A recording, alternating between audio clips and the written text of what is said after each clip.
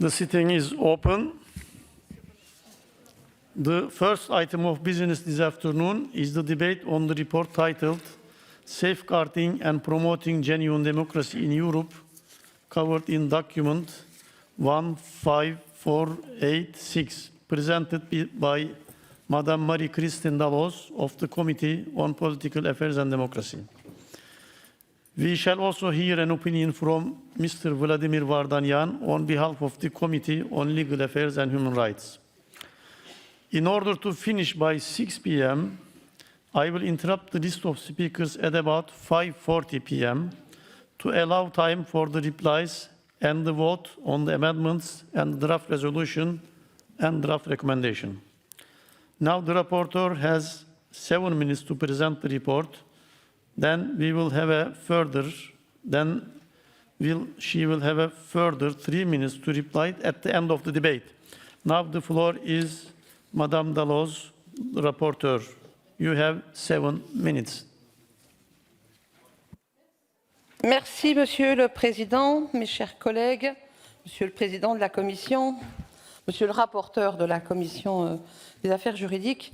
Je veux tout d'abord remercier les collègues qui étaient à l'origine de ce rapport. Je pense à Monsieur Facino et tous ceux qui ont contribué à son élaboration, la Commission de Venise, bien sûr, mais aussi le secrétariat de la Commission. Ce rapport est né d'un constat difficile. La démocratie est en net recul dans le monde et en Europe. Elle fait face à une double crise. Non seulement elle est menacée de l'intérieur, c'est-à-dire par les gouvernements ou des dirigeants démocratiquement élus qui la vident progressivement de sa substance, mais elle souffre aussi d'un déclin de la confiance des citoyens en ses institutions, ainsi qu'en sa capacité à faire face aux défis majeurs que connaissent notre société depuis quelques décennies. Par exemple, les défis de la mondialisation, les inégalités croissantes et le changement climatique. Ce projet de résolution et ce projet de recommandation contiennent des propositions tant pour lutter contre cet éloignement progressif des éléments fondateurs d'une démocratie véritable que pour répondre à la crise de confiance des citoyens. Le choix de l'expression « démocratie véritable » n'est ni anodin, ni le fruit du hasard.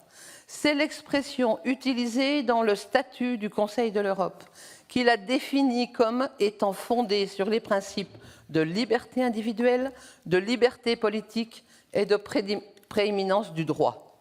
On ne répétera jamais assez cette interdépendance entre la démocratie, les droits humains et l'état de droit. Le constat que tous nous pouvons faire et l'expérience montrent que le recul de la démocratie est un processus lent, sournois, qui se manifeste parce que l'on pourrait appeler des signes avant-coureurs comme l'affaiblissement du rôle de l'opposition parlementaire, les attaques à l'indépendance du système judiciaire, des médias, les attaques aux droits fondamentaux et aux libertés, dont notamment la liberté d'expression, de réunion et d'association.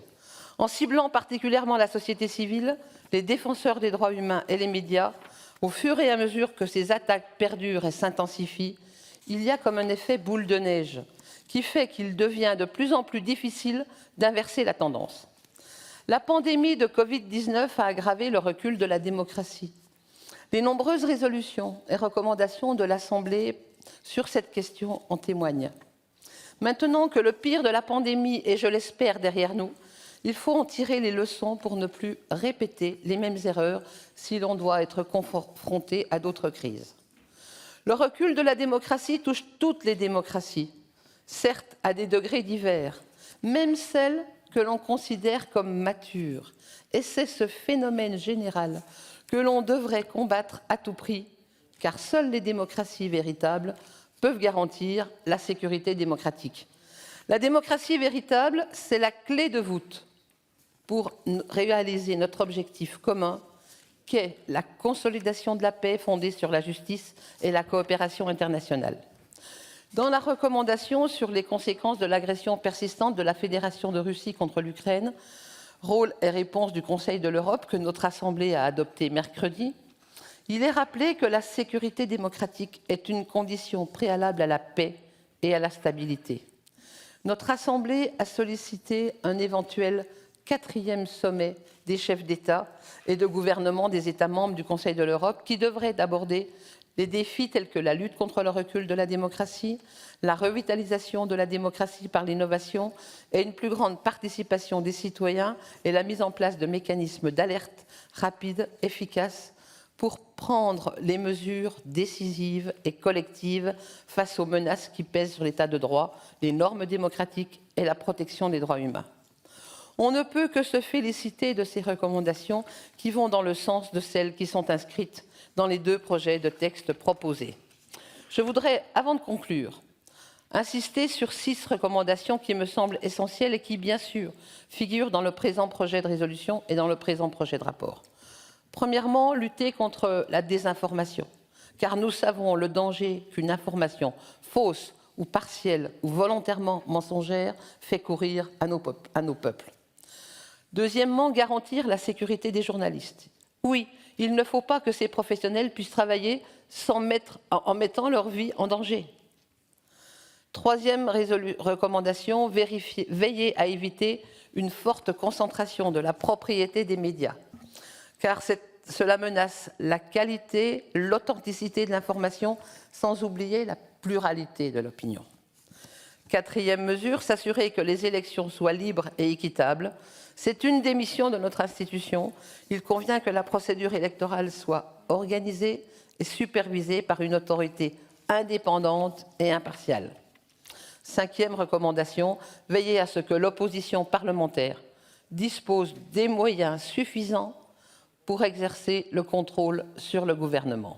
Et enfin, promouvoir l'égalité pour tous et offrir une protection effective contre la discrimination et contre la haine. Voilà l'ensemble des recommandations que contiennent cette proposition de recommandation et cette proposition de rapport, de résolution et de rapport. Et je vous sais gré d'en discuter. Je vous remercie de votre attention. Thank you, Madame Dallos. I now call Mr. Vardanyan, Rapporteur of the Committee on Legal Affairs and Human Rights, to present the committee's opinion in 3 minutes maximum. Thank you, Mr. Chair. Dear colleagues, today I am presenting the opinion of the Committee on Legal Affairs and Human Rights on a report by the Committee on Political Affairs and Democracy on safeguarding and promoting genuine democracy in Europe, prepared by Madame Dallos. I fully share the views expressed in her report and broadly support the draft resolution. Member States will find in the report and resolution a checklist of democratic values and principles that they must respect to achieve genuine democracy, in accordance with the Council of Europe Statute and standards. However, our committee would like to propose 9 amendments to further strengthen the draft resolution of certain aspects. The committee proposes to strengthen the draft resolution by putting more emphasis on the interdependence between democracy, human rights and the rule of law, and by referring explicitly to the case law of the European Court of Human Rights, developed on the notion of effective political democracy. The committee also proposes to add some additional references to the Assembly's previous work, in particular with regard to the impact of COVID-19 and the protection of human rights defenders. With these small amendments, the draft resolution would state even more clearly that effective, genuine democracy can only be achieved through the protection of human rights and the respect of rule of law. Once again, using this opportunity, I would like to express the words of gratitude and congratulate Madame Dallos with this report. Thank you. Thank you, Mr. Vardanyan. Now I will give the floor to the spokespersons of the political groups. First, Madame Nicole Tries, on behalf of ALDE Group. Is she on the... Okay, you are here. Merci, Monsieur le Président, Madame la rapporteure, chers collègues. La sauvegarde sur notre continent d'une démocratie véritable c'est-à-dire répondant aux standards juridiques et politiques les plus élevés, est un enjeu d'une brûlante actualité. Je me réjouis que cette question nous rassemble aujourd'hui sur la base de l'excellente analyse de Mme Dalloz, que je félicite pour la qualité de son travail. C'est bien regrettable, mais on ne compte plus les rapports alarmants pointant le recul de la démocratie dans les pays où elle s'était pourtant épanouie jusqu'alors. Les manifestations tangibles de cette tendance sont malheureusement perceptibles partout. Baisse de la participation aux élections, défiance à l'égard des responsables politiques et des élus, résonance accrue des discours populistes ou de haine, contestation des faits ou vérités établies. Et la pandémie de coronavirus depuis 2020 n'a fait qu'accentuer ce phénomène. Nul d'entre nous ne peut sérieusement affirmer que la démocratie se porte aujourd'hui à merveille dans son propre pays. Ainsi, en France, lors de l'élection présidentielle, le résultat a dévoilé l'ampleur prise par ces mouvements populistes à travers l'émergence de partis nationalistes et anti-européens. Il est impératif et urgent de nous attacher à sauvegarder nos démocraties, ce bien si fragile et si précieux qu'ont acquis de hautes luttes les générations qui nous ont précédés. C'est cet idéal démocratique qui a insufflé le Conseil de l'Europe afin de consolider la paix entre les peuples par le biais du respect de l'état de droit et la coopération internationale. Malheureusement, rien n'est jamais acquis.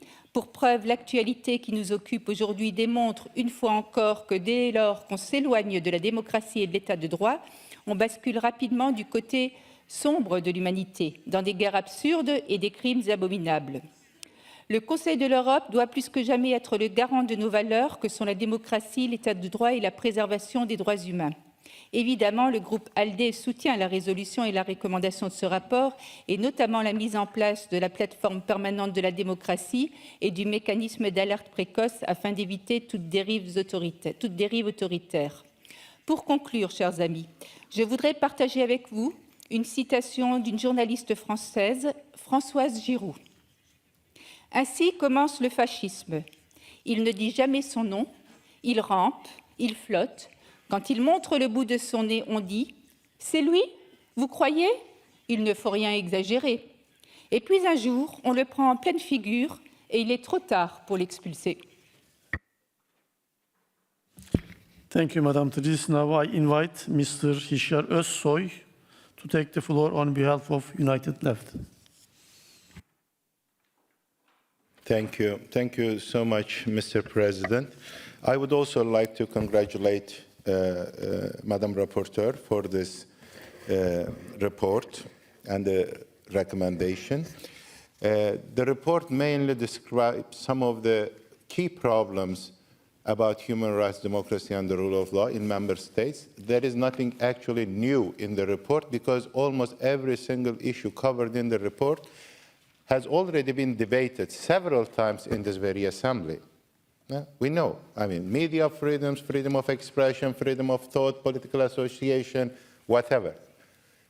I would like to say something a bit different here, because when we describe the problems, I think there is consensus. But how we are going to address and resolve these problems, this report specifically makes two suggestions. One is to establish a permanent platform on democracy with the participation of various organs of this council, and second, an early warning mechanism. And unfortunately, in the report, we don't really see the details of these two crucial suggestions. I really don't have a concrete idea what such a democratic platform will look like, or what is an early warning mechanism. I am not sure even whether we need such a platform and such a mechanism. Why? We already have a lot of mechanisms and early warning mechanisms. For example, we have our rapporteurs, we have the CPT, we have the Venice Commission, we have the Congress, we have the court. I mean, it is not that we don't know that, for example, in countries that we know, like in Hungary or in Turkey and other places, there is a backsliding. Everybody knows that. We have seen it with our eyes. But the problem is not whether we see whether there is early warning or not. The problem is whether this council, with the Committee of Ministers, Secretary General, all organs, the Parliamentary Assembly, whether we have a strong political will to make sure that the terms and conditions of this council are respected and member states implement their obligations. That is the crucial matter, and I don't see much of that actually covered in the report. So having said that, let me conclude by saying, for genuine democracy, which is different from democracy, it is highlighted in the report, we need genuine members who have the will, the desire to embrace the pillars on which this very council is based on: democracy, human rights, and rule of law. So at this point, I don't think it is enough for the member states just to renew their commitments to genuine democracy.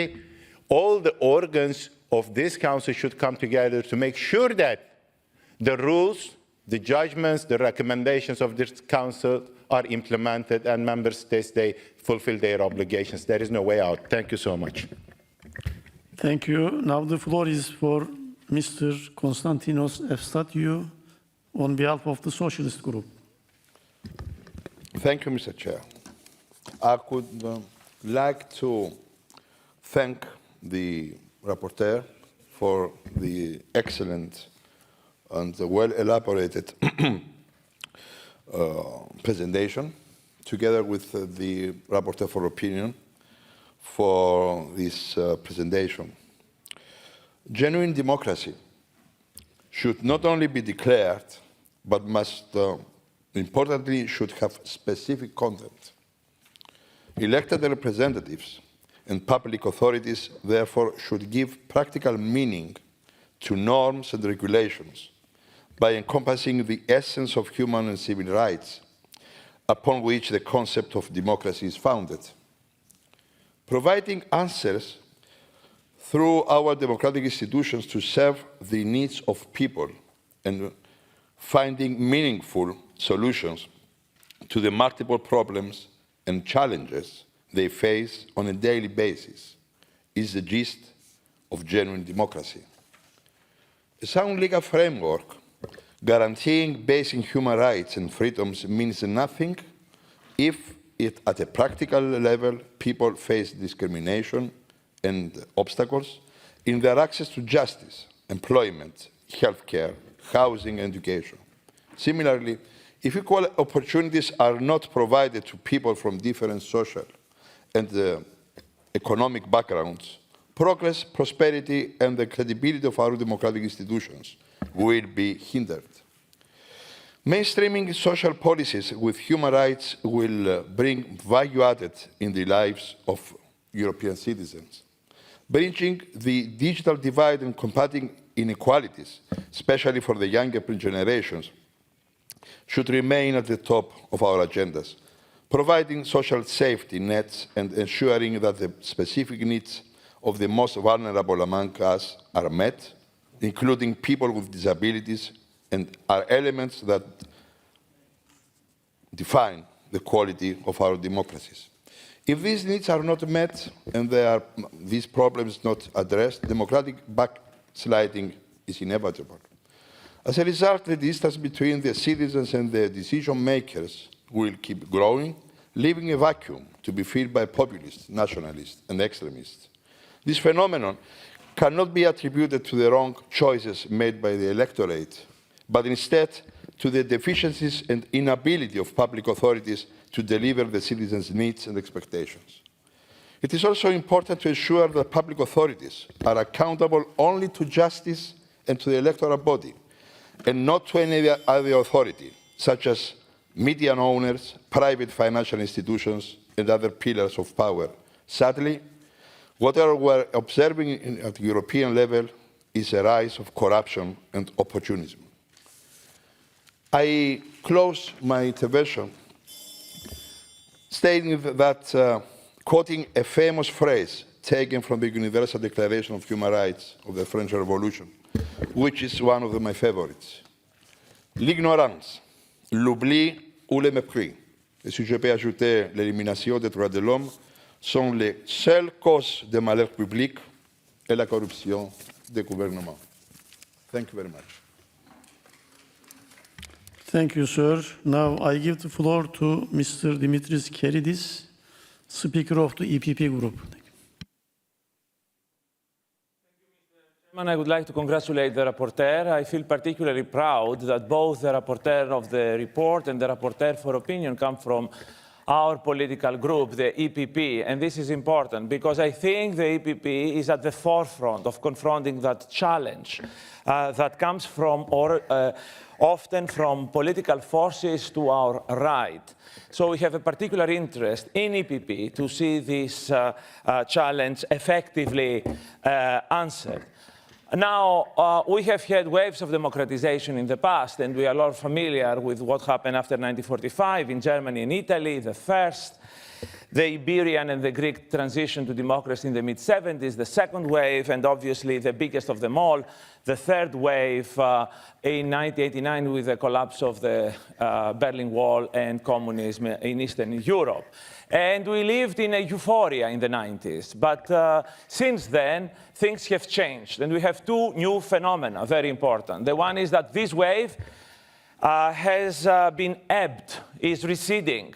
We are watching a reversal of democratization to de-democratization, unprecedented and unexpected. And secondly, this de-democratization is not produced by military officers, tanks, and conventional dictatorships, but often by elected leaders who empty democracy from its content, keep the surface, the elections, but empty it from what makes it genuine. And as a result, we have a proliferation of hybrid regimes, of electoral autocracies. And you see that all over, in the periphery of Europe, a lot. You, Mr. Chairman, know it very well, coming from the country that you come, this phenomenon in Turkey, obviously. So this is a fundamental problem where the report answers very effectively, saying out loud that there is no such thing as illiberal democracy. Democracy can either be liberal, with all the liberal rights and institutions, or there is no democracy. And this is very important to be said, especially since so many leaders in Hungary and elsewhere have tried to propagate otherwise. So, I think this is a matter of great concern that we will be preoccupied with for the time to come, one of our most important business. We have to be agile and to follow the example of what happened with my country some 50 years ago, in the late 60s, during the dictatorship, when its membership was suspended to the benefit of the Greek people. And as a result, the credibility of the Council of Europe was increased among the Greek people. So we should do the same today and be as vigilant as we were back then. Thank you. Thank you very much. Indeed, I think your remarks will be replied by some Turkish speakers, since I am a chair. Now the floor is for Mr. Soren Titus Moncasiu, speaking for ECDA Group. Thank you very much, Mr. Chairman, for giving me the opportunity to talk about a new concern that I have when it comes to democracy. It's a new concept called government, public, private partnership. This new concept means that it's trying to put all the stakeholders at the table to deal with the policies that affect us all. Mainly, I'm talking about the healthcare domain. Right now, at the World Health Organization, the Committee of Ministers are negotiating what they call the pandemic treaty. What does it mean, a pandemic treaty? It means it's going to be a framework that will allow the technocrats in World Health Organization to make decisions. I'm not against the expertise of people who have knowledge, but when it comes to decisions, it will be, from the democratic standpoint, people elected. At the European level, we have infogram presented by the chairman of the council, who is actually delineated the timeline where this pandemic treaty is going to be implemented. So we found out that this year is going to be negotiated. Next year, at the 76th session of the World Health Organization, is going to be presented. And in 2024, this treaty, the pandemic treaty, is going to be adopted. What does it mean it's going to be adopted by all 194 countries? It means that it's going to be law-binding. Law-binding means that the technocrats in the World Health Organization are going to decide what is an emergency, what is a pandemic emergency, and they are going to decide how to deal with what are going to be the policies. Well, it's not very long that we see the World Health Organization in action when it comes to the pandemic of COVID-19. We saw their policies. So that's why it's my biggest concern that this government-public partnership, private partnership, is going to be an obstacle in the democratic means. Thank you. Thank you, sir. Now we move to the individual speakers, starting with Mr. Schenna from Austria. Dankeschön, Herr Präsident. Ich möchte bei Nicole Triss gerne fortsetzen. Wer hätte gedacht, dass wir in eine Zeit kommen, wo wir mit großer Sorge eine Demokratiemüdigkeit betrachten müssen. Menschen, die, wenn man Umfragen macht, lieber einen kleinen Diktator hätten als eine mühsame Demokratie. Das ist ein alarmierendes Zeichen und das sagte auch die Berichterstatterin. Und da muss man sich überlegen, wie weit konnte es so weit kommen, dass wir hier diese Demokratiemüdigkeit haben. Da kommen schon 2, 3 Dinge zustande, dass viele Prozesse zu lange dauern. Die Pandemie, der Kampf gegen den Klimawandel und dass aber gleichzeitig das nicht mehr soziale Mitkönnen, das heißt die Teuerung, die Inflation, all das bedingt eine Ablehnung auch von Demokratie, die eigentlich verheerend ist. Dazu kommt noch immer die weit verbreitete Form von Korruption. Und dass natürlich in solchen Dingen populistische Bewegungen, wie zum Beispiel die Gelbwesten in Frankreich, hier eine reiche Form von Nahrung finden. Aber man soll immer die soziale Frage, die all hinter dem steht, nicht übersehen. Und dann kommt noch dazu bei der Korruption, dass oft Regierende anfangen, die Justiz, so wie in meinem Land, die Justiz anzugreifen. Also wenn man die unabhängige Justiz in der Weise attackiert, darf man sich dann nicht wundern, wenn auch eine Demokratiemüdigkeit hier eintritt. Eine ganz große Rolle haben die sozialen Medien, das Internet, die hier die Demokratiemüdigkeit oder das Kontra zur Demokratie geradezu befeuern. Wenn wir denken, heute in einem Europa, in dem wir wieder Krieg haben, so müsste es eigentlich genau das Gegenteil sein. Die einzige Chance, Frieden zu bewahren, den sozialen Frieden zu bewahren, den echten Frieden zu bewahren, kann nur die Demokratie sein. Die Berichterstatterin schlägt vor, die politische Bildung zu verstärken. Das halte ich ganz, ganz wichtig. Vom Sozialausschuss wird auch ein Bericht kommen über die frühe Einbindung von Kindern und Jugendlichen und die Partizipation. Den Frühwarnmechanismus, den sehe ich noch nicht, aber vielleicht gibt ja die Diskussion, wie das sein kann. Aber die politische Bildung halte ich für ganz, ganz wichtig. Thank you, Mr. Chair. Now, it seems Madam Katya Bekonanze from Georgia withdraw. It is then I give the floor to Madam Olena Komenko from Ukraine.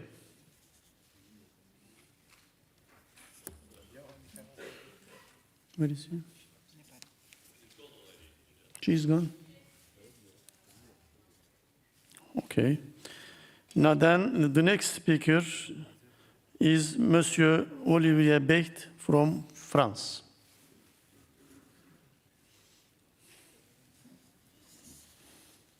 Merci beaucoup, Monsieur le Président. Alors, nous sommes réunis cet après-midi pour parler de la sauvegarde de la démocratie en Europe.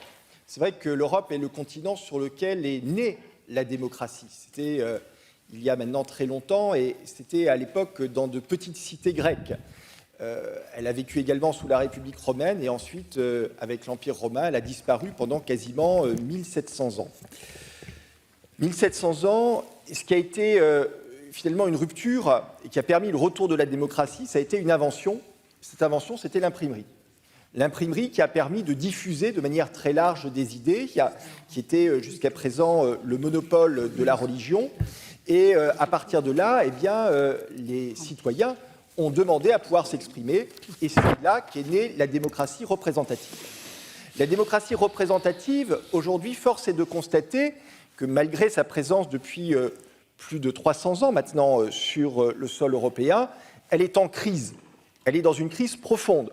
Il faut voir évidemment les taux d'abstention, il faut voir la montée des populismes, et puis il faut voir aussi finalement les contre-modèles, c'est-à-dire des pays autoritaires, non démocratiques, je pense à la Chine notamment, qui fait campagne pour vendre un modèle non démocratique un peu partout dans le monde. Et donc, ma conviction, c'est qu'il faut regarder ce qui s'est passé au moment où la démocratie représentative est née. Les monarchies qui étaient des monarchies absolues à l'époque n'avaient pas vu ce qui s'était passé avec l'imprimerie, cette diffusion des idées et cette envie des gens de pouvoir participer au débat, et les monarchies absolues sont tombées. Il faut faire attention parce que des ruptures technologiques, nous en vivons aujourd'hui, à travers notamment les smartphones. Il y a une diffusion très vaste des idées, et plus qu'une diffusion des idées, il y a également maintenant la capacité des citoyens à donner leur avis et à participer directement au débat d'idées à travers notamment les réseaux sociaux.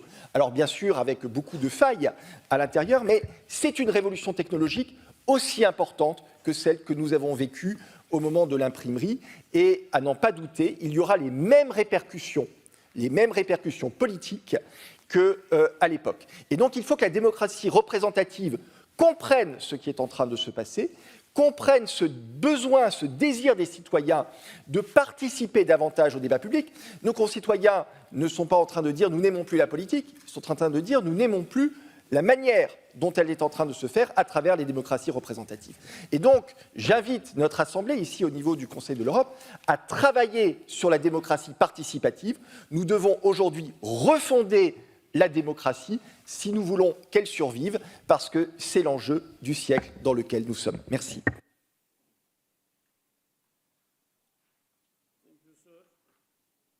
Thank you, sir. Now the floor is for Madame Arusyak Yulhakyan from Armenia. Thank you, Mr. Chair. Dear colleagues, democracy is an ultimate value, and it's not accidental that the goal and the basis of the creation of the Council of Europe was upholding democracy, human rights, and the rule of law. Unfortunately, democracy worldwide is experiencing difficult times, and we should join our efforts for its safeguarding. The rapporteurs are right when stating that the real democracy must be distinguished from the imitation of democracy, as the real democracy envisages not only a power and leverages for the political majority, but also a real opportunity to ensure the rights of the political minorities, as well as ensuring the rule of law. It is also extremely important for the democracy to ensure checks and balances.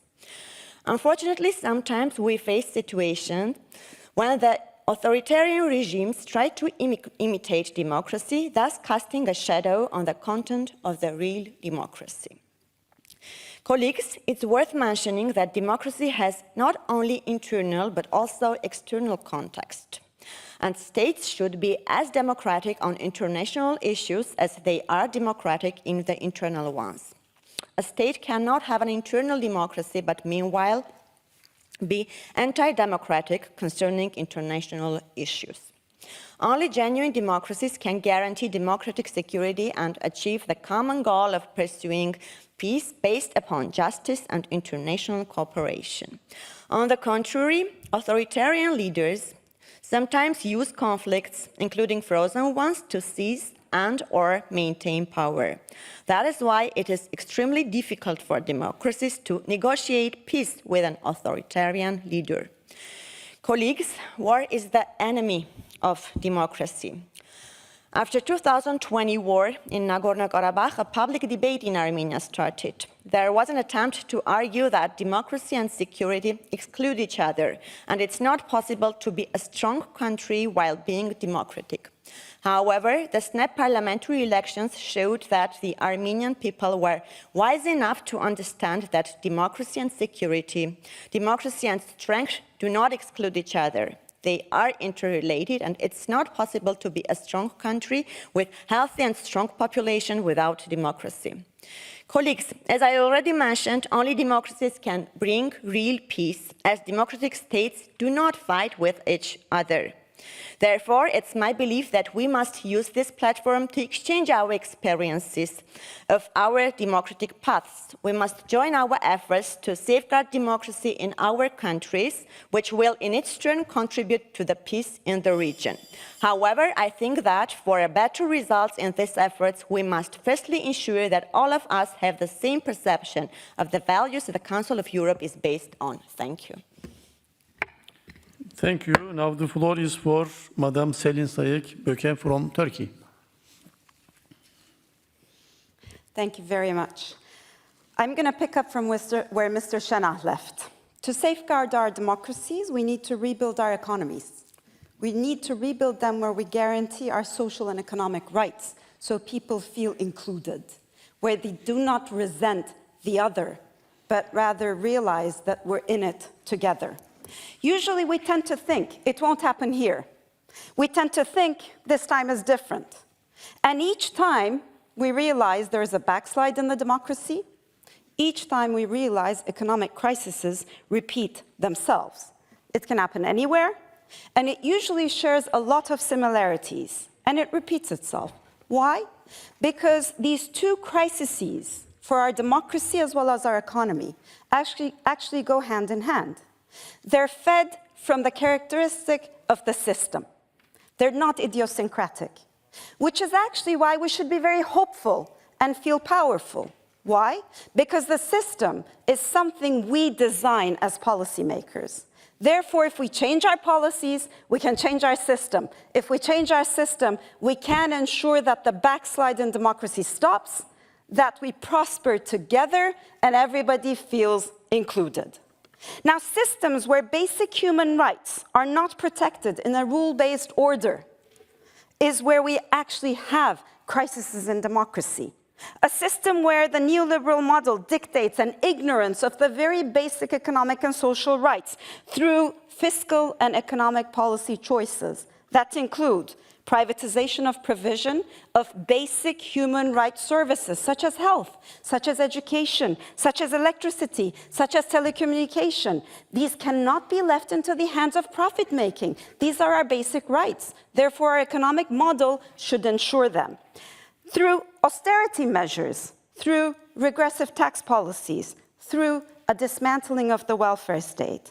Now, all of these characteristics that I just defined about the neoliberal model actually point to a clear ignorance of the basic economic and social rights that we have drafted in our conventions. Very well written, fancy reports, which states that we actually have these rights, but when it comes to putting money into these rights, suddenly we tend to ignore them, and we fall significantly short of guaranteeing these rights that are enshrined in our conventions in our law, in our constitutions. Therefore, we need to build an economic order that is governed by the principle of public interest and not rent-seeking profits. Because if we do not, then these basic rights will remain words on legal documents and will not become deeds for millions who bear the loss of economic security.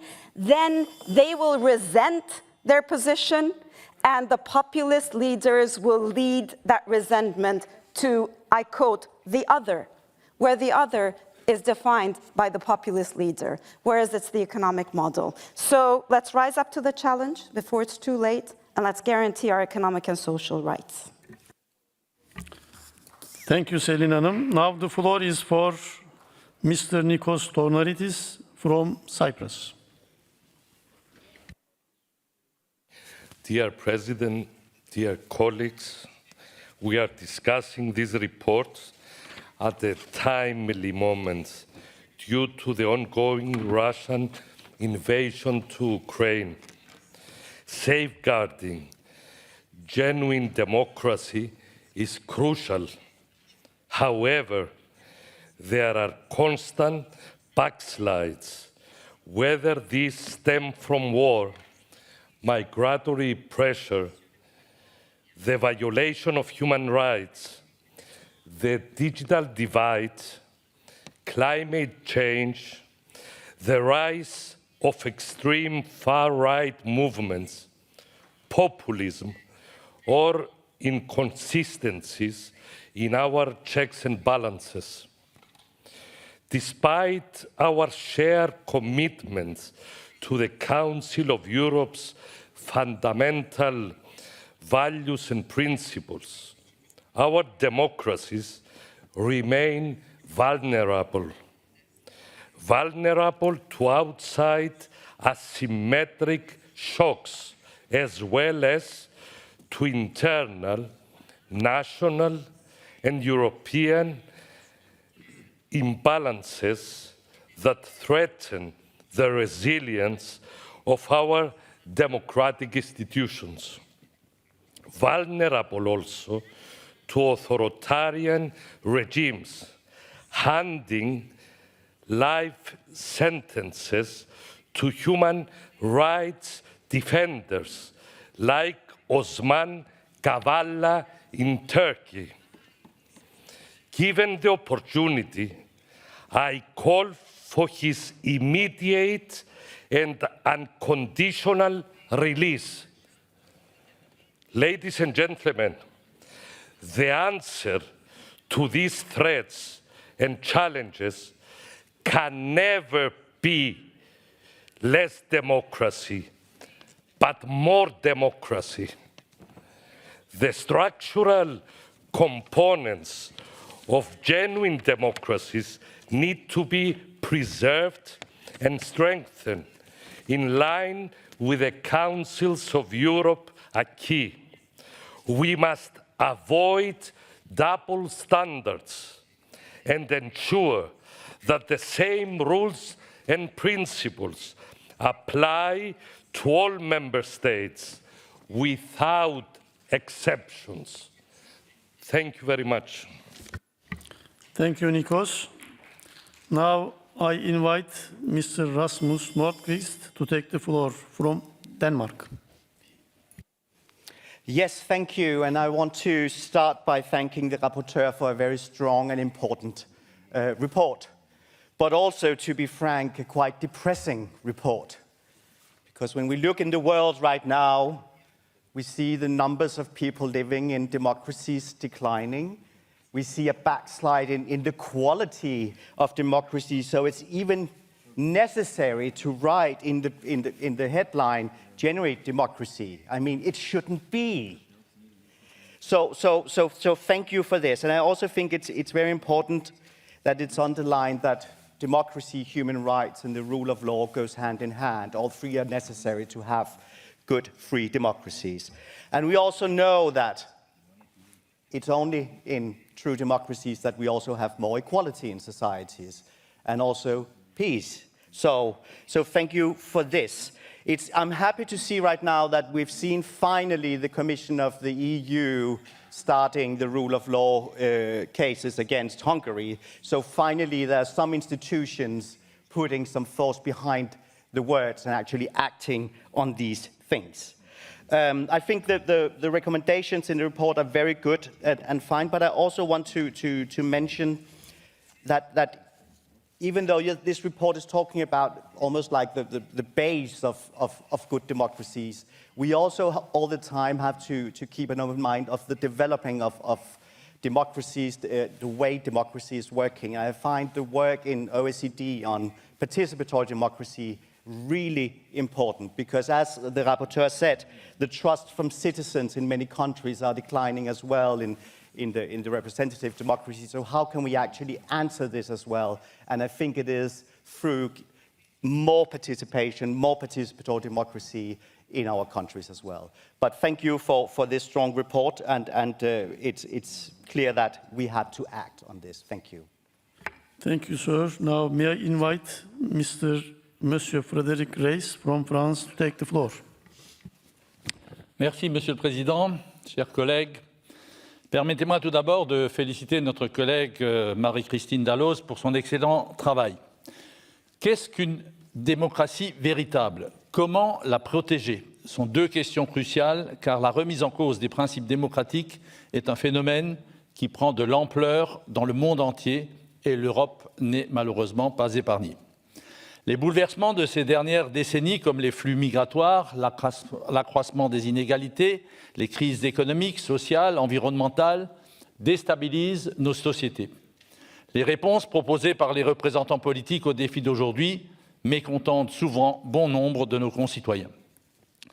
Un certain nombre de pays, bien que continuant à avoir un système électoral libre, remettent en cause la séparation des pouvoirs et les droits fondamentaux. Les autorités politiques de ces pays abaissent les standards juridiques et politiques sur lesquels doit s'appuyer une démocratie véritable, puis finissent souvent par les écarter totalement. Il est inutile de dresser la liste de ces pays qualifiés de démocratie illibérale, et nous savons tous qu'il ne s'agit malheureusement pas d'un ou deux cas isolés. Dans les pays européens où les principes démocratiques restent fortement ancrés, la situation n'est pour autant pas idéale. On constate une abstention croissante lors des élections et une défiance à l'égard des élus. Les discours populistes ou de haine, les contre-vérités et autres fake news ont progressé sur notre continent et particulièrement pendant la pandémie du coronavirus. Le statut du Conseil de l'Europe indique que les États membres doivent avoir pour objectif commun la consolidation de la paix fondée sur la justice et la coopération internationale. Le délitement des standards démocratiques remet en cause cet objectif. Lorsque la démocratie recule, la paix est menacée. La Fédération de Russie, qui s'était progressivement éloignée des valeurs démocratiques, a fini par attaquer de manière totalement injustifiée l'Ukraine, un pays frère, et depuis le 24 février, l'Europe connaît à nouveau les horreurs de la guerre sur son sol. Pour stopper cette spirale infernale, il faut réaffirmer nos valeurs, la liberté de penser, la liberté d'expression, la liberté de réunion et d'association, l'indépendance des médias, l'indépendance du système judiciaire et bien évidemment la tenue d'élections libres. À cela s'ajoutent deux actions qui me semblent particulièrement importantes. D'une part, la lutte contre la désinformation, phénomène dont la nocivité ne cesse d'augmenter, et d'autre part, la reconquête de la jeunesse qui agit parfois en dehors des sentiers démocratiques classiques avec tous les risques que cela comporte. Les propositions de notre rapporteur sont des propositions de bon sens et je voterai bien évidemment en faveur de la résolution et de la recommandation qui nous sont soumises. Je vous remercie. Thank you, sir. Now the floor is for Mr. Armen Gevorkyan from Armenia. Yeah. Mr. Chairman, there are two issues mentioned in the documents under discussion that I am going to highlight. First, I would like to refer to the statement that I quote, "Democracy is not the dictatorship of the majority." Unfortunately, this is the path that in the past years a number of governments in our member states have chosen.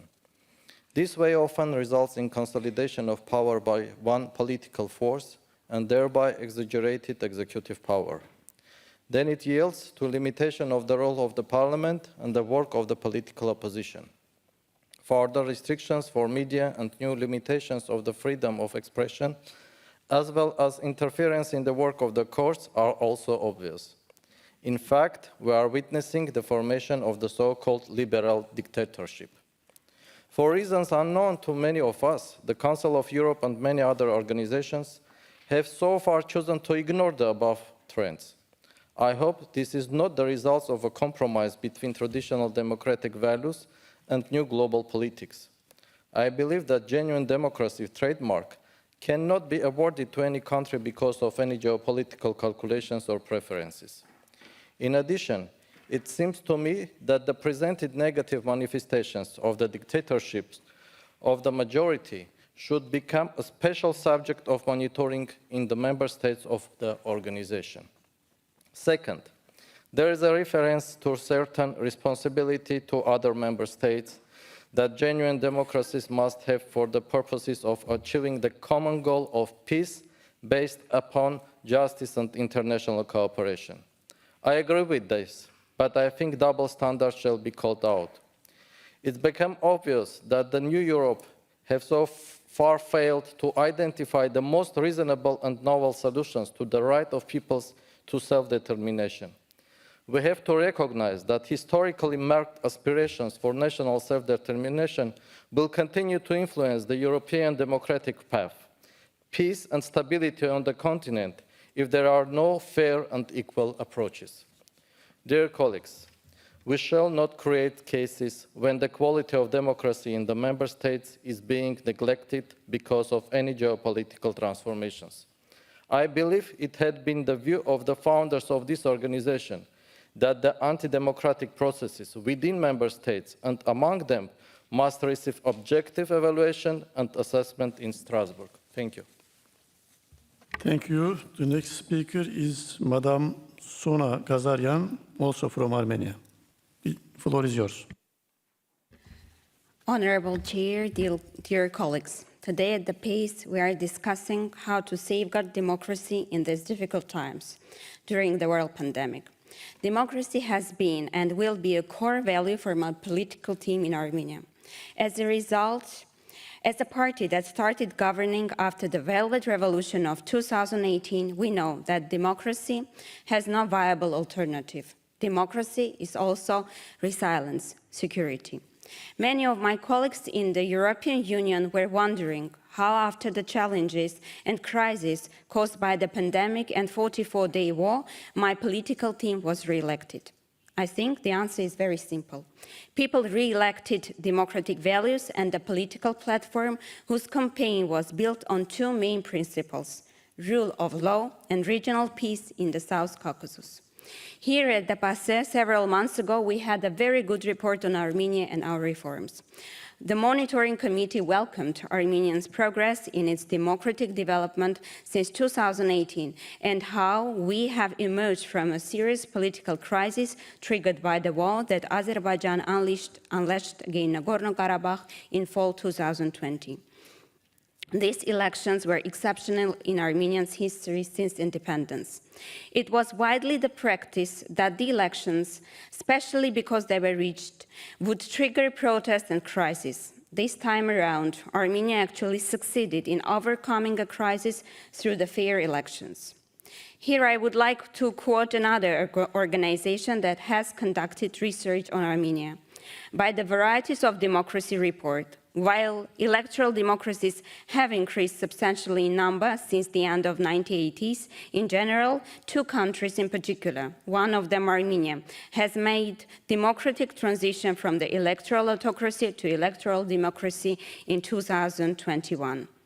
As a final thought, a transition to democracy, even being a democracy, is a constant work, and democracies should support each other on this path. Pursue peace based upon justice and international cooperation. Thank you.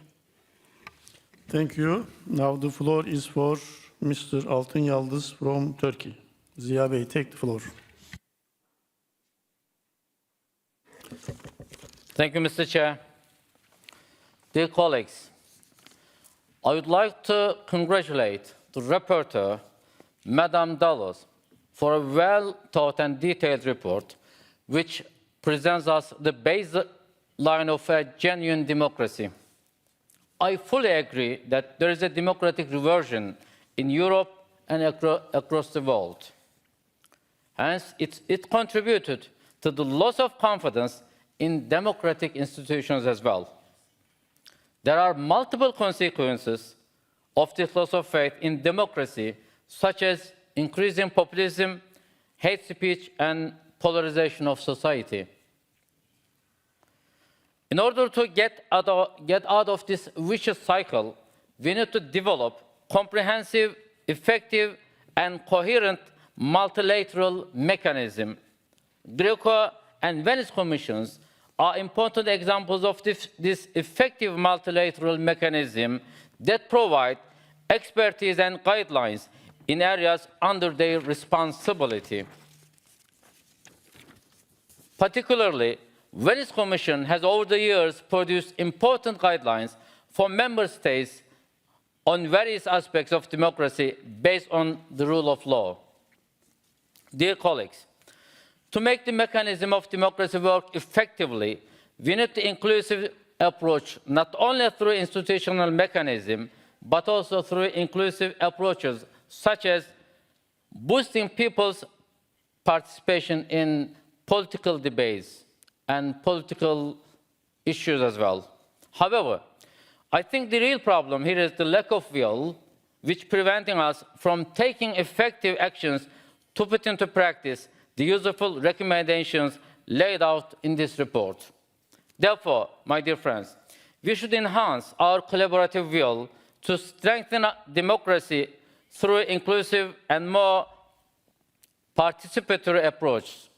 In sum, by remembering that the democracy is not static, we need to adapt ourselves to new challenges and development with synergy of democratic values and capacity of our organizations to reach out our ultimate goals. Mr. Chair, I would like to raise also another point that is relevant. The hemicycle has observed. On a separate note, I would like to refer to the speech of my Greek colleague, Mr. Karidis. I listened to his speech with astonishment. He provoked the sitting president, Mr. Ahmet Yildiz, and we witnessed an act that is incompatible with the tradition of this assembly. Presidents must be impartial and objective while they are chairing the sittings. This is merely disrespectful. I think all of us can respect the member of this assembly to show at least the basic respect to other members of the countries as well. Thank you. Thank you. Now I give the floor to Mr. Lukas Savickas from Lithuania. Thank you, Chair, dear colleagues. Of course, I will join with others to congratulate the rapporteur for excellent job done. And I also try to be as brief as possible. It's quite a long day today. But not only, we have to stress it, it is not only in Europe, but it is also around the world that we can see the democracy backsliding. And due to weakening checks and balances and to rising new obstacles to exercise civil rights, we all can see decreasing faith of citizens in democratic institutions. We continue to inexhaustively debate today the consequences of Russia's war in Ukraine and to seek to ensure accountability for criminal acts on behalf of Russian forces. But by doing so, we only deal with consequences. Therefore, only genuine democracies can actually guarantee democratic security and achieve our common goal of pursuing peace based upon justice and international cooperation. Therefore, it is of utmost importance to member states of the Council of Europe should review and renew their commitment to safeguarding and promoting genuine democracy. By doing so, we must ensure, as it was rightfully pointed out, the fundamental rights and freedoms, political pluralism, independence of judiciary, and free media. This is actually the only and the true path to ensure peace. Thank you, Chair. Thank you, colleagues. Thank you too. Now the floor is for Mr.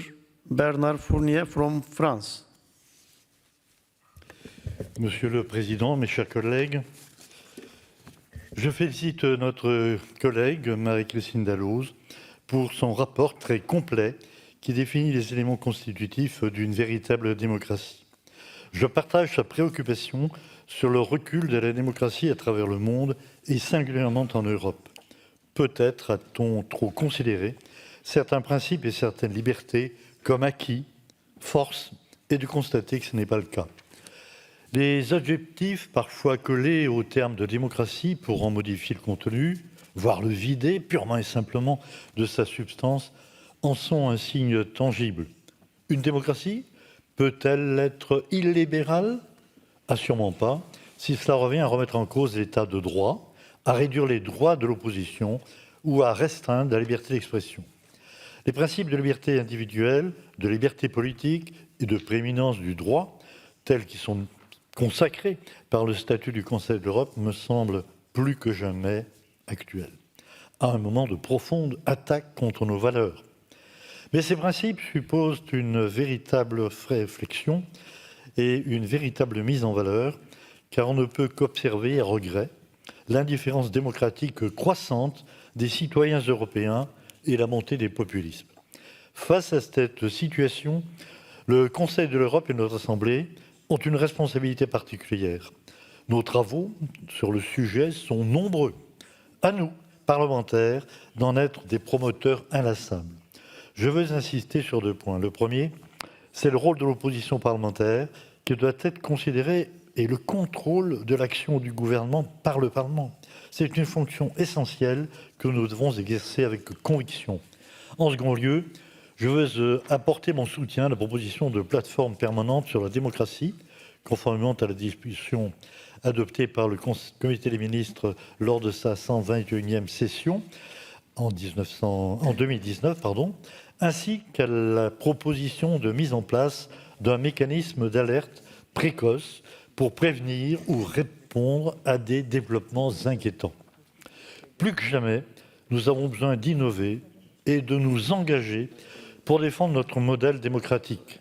Je voterai donc cette résolution et cette recommandation avec beaucoup de conviction. Je vous remercie.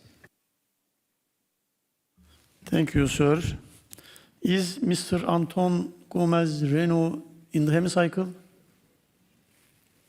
It seems not. Then we move to the next speaker, online from Canada, Mr. Francesco Sorbara. Please request the floor.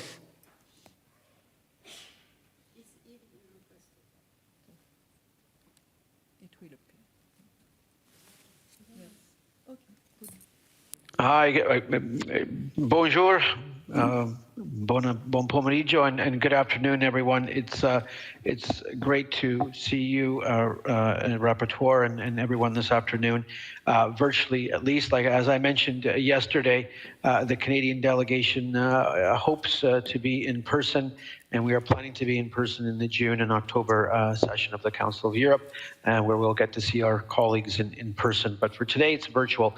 Honorable colleagues, dear colleagues, democratic backsliding is a worrisome trend that is present both in Europe and across the world. Various think tanks have tried to measure the path of global democracy over time, including the University of Gothenburg's VDEM Institute, whose Democracy Report 2021 begins with the sobering statistic that only 30% of the world's people now live in democracies, compared with more than half just a decade ago. Similarly, Freedom's House Freedom in the World 2022 report points out that in 2005, 46% of the world's population lived in what they call a free country. In 2021, this has dropped to, unfortunately, only 20.3%. The latest version of the Economist Intelligence Unit's Democracy Index found a new low on global democracy and indicated a steady decline in the democratic scores given to both Western Europe and North America. Canada is not immune to this trend, showing a 4% decline in the past year alone. Although the COVID-19 pandemic has exacerbated this decline, the trend of global democratic erosion started well before it. As Rapporteur Delot's, excuse me if I pronounced that name incorrectly, report notes, the significant acceleration in democratic failure over the last 40 years did not happen overnight, but rather through a gradual, incremental, undeclared and stealth strangulation of democracy. And the transition to an illiberal democracy is seldom sudden. It is instead the outcome of gradual piecemeal erosion of the country's democratic values, which ultimately only leaves behind the bare bones of an electoral process leading to the domination of the majority. In this sense, it is imperative to keep in mind the importance of genuine democracy, which is more than simply the holding of elections and includes freedom of expression, freedom of assembly, rule of law, independence of the judiciary, and diversity, among other important criteria. The Russian Federation's brutal aggression against Ukraine shows the imperative for democracies to work together against the threat posed by dictatorships hostile to the very existence of genuine democracy. At the same time that we see a general worldwide decline in democracy, it is important to note there are still bright spots in the world that continue to advance all odds, such as Taiwan, which became the most democratic nation in Asia this year, even in the face of threats of invasion by China. The fate of Ukraine shows how crucial it is to support democracy in the face of such aggression, both in Europe and around the world. In this light, Canada will continue to demonstrate leadership to advance shared democratic values and ideals, including as chair of the International Institute for Democracy and Electoral Assistance, chair of Freedom Online Coalition, and co-chair of the Media Freedom Coalition during 2022, among other efforts. Canada is also convening a high-level roundtable this year to examine effective ways to strengthen international legal frameworks to combat corruption globally, as well as continue to support capacity-building initiatives to ensure the transparent governance of national resources in developing countries. Together, we will continue to advance democracy at home and around the world so we can build a better and freer future for everyone. Thank you, and good afternoon to all my dear honorable colleagues. Thank you. Thank you, sir. Now the floor is for Madam Arta Bilali Zendeli from North Macedonia. Is she in the floor? Hemicycle? She is not here, I think. Now the floor is for Mr. Haik Mamiyanyan from Armenia. He is not connected also. Then let's move to Madame Jennifer de Temerman from France. Is she online or in the hemicycle? She is not? I see. Now the floor is for Mr. Mehmet Mehdi Eker from Turkey. Yes, Mehdi Bey, floor is yours. Thank you.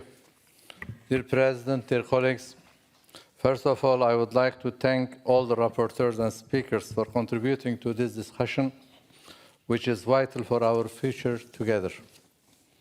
It is saddening that there has been an apparent democratic backsliding even in the Council of Europe member states, which is the anchor of the rule of law, democracy, and human rights. In the recent COVID-19 pandemic, although every member state tried to do its best to prevent the spread of the virus, the measures taken affected the democratic process of different degrees, to different degrees. We all have been caught up with the pandemic inexperience, considering that the previous one happened a century ago. Thankfully, the pandemic is losing its impact, so now we may all go back to putting all our efforts into restoring our people's faith in democracy. I would like to contribute to the discussion of the role of social media as a factor in people's participation in politics, as underlined in the report. In the age of digitalization, the role of social media as a platform for participation in politics by facilitating communication is an essential channel for a free and plural environment of discussion. However, it is also essential to be cautious about disinformation and fake news, which shakes people's trust in the media, as we witnessed during the COVID-19 pandemic. So, as stressed in the report, a regulatory framework should be in place concerning the information in the digital world is a necessary step. Dear colleagues, the recent aggression of the Russian Federation against Ukraine has shown the importance of protecting and promoting democratic values as enshrined in the Statute of the Council of Europe once again. Defending our democratic values is a responsibility falls each of us, and we need to work together to this end. Finally, I would like to conclude my speech by calling all states of the Council of Europe to contribute to the points emphasized in this valuable report. Thank you for your attention. Thank you, Mehdi Bey. Now, is Mr. Zoran Tomic from Serbia available in the hemicycle or online? Yes, online. Okay, Mr. Tomic, please ask the floor.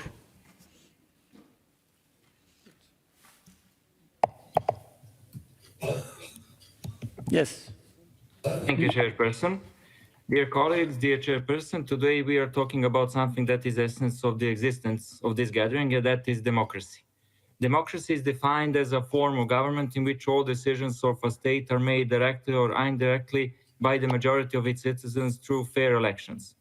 When these conditions are met, form of government can be described as democratic. This is true for various systems, as these terms can be combined with other types of government. The struggle to respect democratic principles is never in vain and will never end, but it is important that we all be honest and objective in that struggle. Unfortunately, time has shown that in many cases we look at democracy differently when it comes to our country and when it comes to the neighboring country or any other country that we are watching. What we need to work on is to stop imposing democracy that suits certain countries to others. We should work on respecting the will of the citizens, even if it's not the liking of others, but that is the will that the citizens express in the elections. That is democracy, right?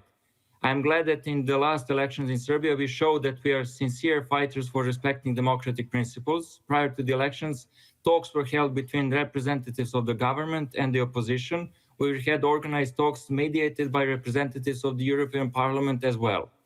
Everything that was agreed at those meetings was implemented through legal procedures and later at the elections, where the citizens clearly expressed their opinion and gave absolute support to Aleksandar Vučić to be president of Serbia again, and elected their representatives in the National Assembly and local assemblies where elections were organized. We have shown that we are committed to the improvement of democracy with the decision in the referendum held on the 16th January this year, when the citizens supported the reform of the juridical system and where we raised the degree of the independence of the jurisdiction and the independence of the prosecutor's office to the highest possible level. These are all concrete steps that we have taken in Serbia to promote democracy for the sake of the citizens above all. And also we are sorry that our citizens in the Serbian southern province, Kosovo and Metohija, were prevented from voting in the referendum and also in the elections by Mr. Albin Kurti and temporary bodies in Pristina. But as a state, we have enabled them to express their opinion by voting at the relocated polling stations in central Serbia. This move by the provisional government in Pristina is something that we expected from all of you to condemn. So I hope that this resolution will not remain a dead letter on the paper and that we will all fight together to prevent such violations of democracy by those who are bringing unrest in the region and prevent this kind of cases in the future. That is why with this resolution we must fight for the rule of law and democracy and not to impose democracy to someone else as our will. And that is why we will support this resolution, but also ask for it to be applied in practice and not to stay a dead letter on a paper because, as such, it has no purpose. Thank you. Thank you too. Now the floor is for Mr. Samet Seidov from Azerbaijan. Mr. President, thank you very much. And first of all, let me express my gratitude and congratulations to the rapporteur.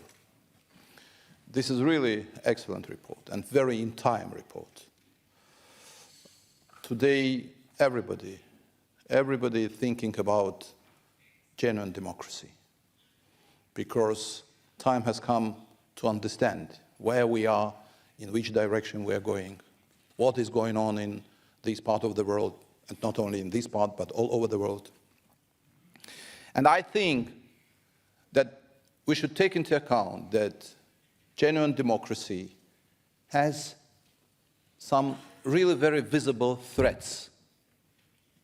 And from my point of view, the first one is populism. If politicians are thinking about their own popularity, if they're going to present themselves in a favorable light, the number of problems only are growing, not disappearing. We have seen this experience all over the Council of Europe member states. We have seen this experience in our region. And I think we should do everything in order to be sincere, open, and very, very frank with our nations. This is the first. The second, we have everything actually for genuine democracy. We have Council of Europe, we have institutions, and our friends already mentioned about that. But what we really need for genuine democracy is political will. Unfortunately, sometimes we can see that absence of this political will led to the very many difficult problems. And I hope that this is really the second very important problem for genuine democracy in Europe. And unfortunately, we have the third problem for genuine democracy. Very visible, but not so easy to withdrawal. That's an attempt to use core values of genuine democracy in a very, very undemocratic way. For example, human rights as a tool to pressure, rule of law as an example of demonstrate not diversity but unity. And we have seen this very many times, especially towards the countries in our region. When those who violated human rights put on the same scale with those who became a victim of this violation, when we are not able to withdraw double standards, these genuine values became a very big threat for democracy itself. Thank you very much. Thank you, sir. Now another speaker from Azerbaijan, Mr. Rafael Hüseyinov. Thank you, President. Dear colleagues, the most undesirable trend that undermines democracy in Europe and in the world is double standards, which directly contradict the concept of democracy. Unfortunately, we in my country have been witnessing this for the last 30 years, and I regret to stress that we have experienced this concern also here in the Council of Europe. The modes of democracy, which we call a different approach, with its various manifestations, now suddenly ignites even in the most unexpected situations. Because dual approaches have become a disease that requires intensive treatment. Literally, the other day on April 12, in his address to the members of the government, President of Azerbaijan, Ilham Aliyev, drew attention to a very interesting point corresponding to the topic we are discussing now. The focus now is on the Russian-Ukrainian war, In this confrontation, the Ukrainian army makes extensive use of Turkish-made Bayraktar drones, and both the Ukrainian side and those who support the position of Ukraine are positive about the success of these weapons. However, the Azerbaijani army, which in October-November 2020 with difficulty cleared its occupied territories from invaders, also used the same drones. Apparently, these are similar situations of usage. What does this have to do with the crisis of democracy and double standards? The answer to this question lies in the delicate moment on which President Ilham Aliyev focuses. He says that in the past, when we liberated our lands from occupation and used the famous Bayraktar drones, foreign experts called them deadly weapons. Now, in the Russian-Ukrainian war, it's called an angel. This is the difference. This is the double standards. This is the injustice towards us. The scales of democracy are much more sensitive than all other scales, and any distortion of this scale, the slightest distortion, is immediately felt from a side. We must reaffirm our commitment to the protection and promotion of true democracy based on the principles of personal liberty, political liberty, the rule of law, and adhere to them unconditionally. However, in order to achieve the desired outcome, initially the underlying disease must be eliminated. There is a famous story. A man came to the prophet and told him that he had many shortcomings, listed these shortcomings one by one, and expressed his desire to repent and follow the right path. The prophet listened to him attentively and said, "Go and leave only one defect, and if you do this, other defects will inevitably disappear on their own. Do not lie." Among the evil tendencies that hinder the development of democracy and lead to its crisis, we must, above all, resolutely reject double standards. If we get rid of it, many other imperfections will disappear naturally. Thank you. Thank you, Mr. Hüseyinov. Now the floor is for Ms. Zeynep Yıldız from Turkey. Zeynep Hanım, yes. Thank you, dear President. Dear colleagues, I welcome the approach taken in the report as I believe it will be more meaningful to not only point out a few countries, but to underline that the regression across Europe and even around the world. In this regard, it is essential to evaluate the current situation accordingly and to take the necessary steps altogether. As can be seen from the report, there are many reasons and indications of the current democratic regression. However, I would like to point out some of them. The first and perhaps the most prominent is Russia's aggression against Ukraine, which has reminded us that realizing genuine democracy is also a responsibility to other member states, as stated in the report. Secondly, it is quite evident that the COVID-19 pandemic has affected the democratic process worldwide. Nevertheless, I also see it as an opportunity because by experiencing a challenge we have not experienced before. The pandemic has made us think about how we can strengthen democratic resilience. Thirdly, as a result of rapid digitalization, combating disinformation and protecting the right of freedom of expression become crucial. And lastly, there is also increasing migration flows, income inequality, and economic downturns which trigger populism, xenophobia, hate speech, and the rise of far right in Europe.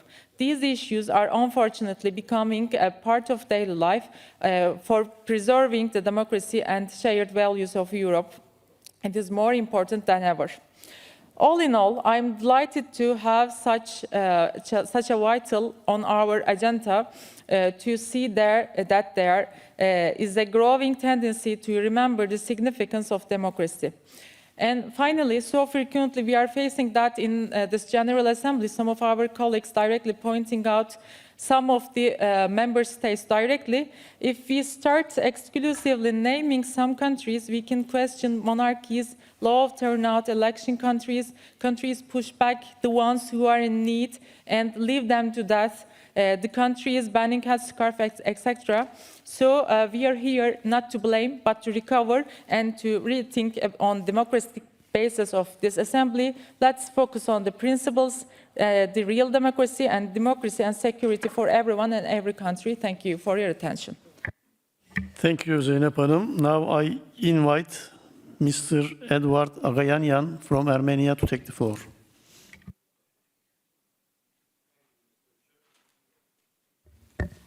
Thank you, Mr. Chair. I would like to thank the rapporteur for the profound research on the way of making the report.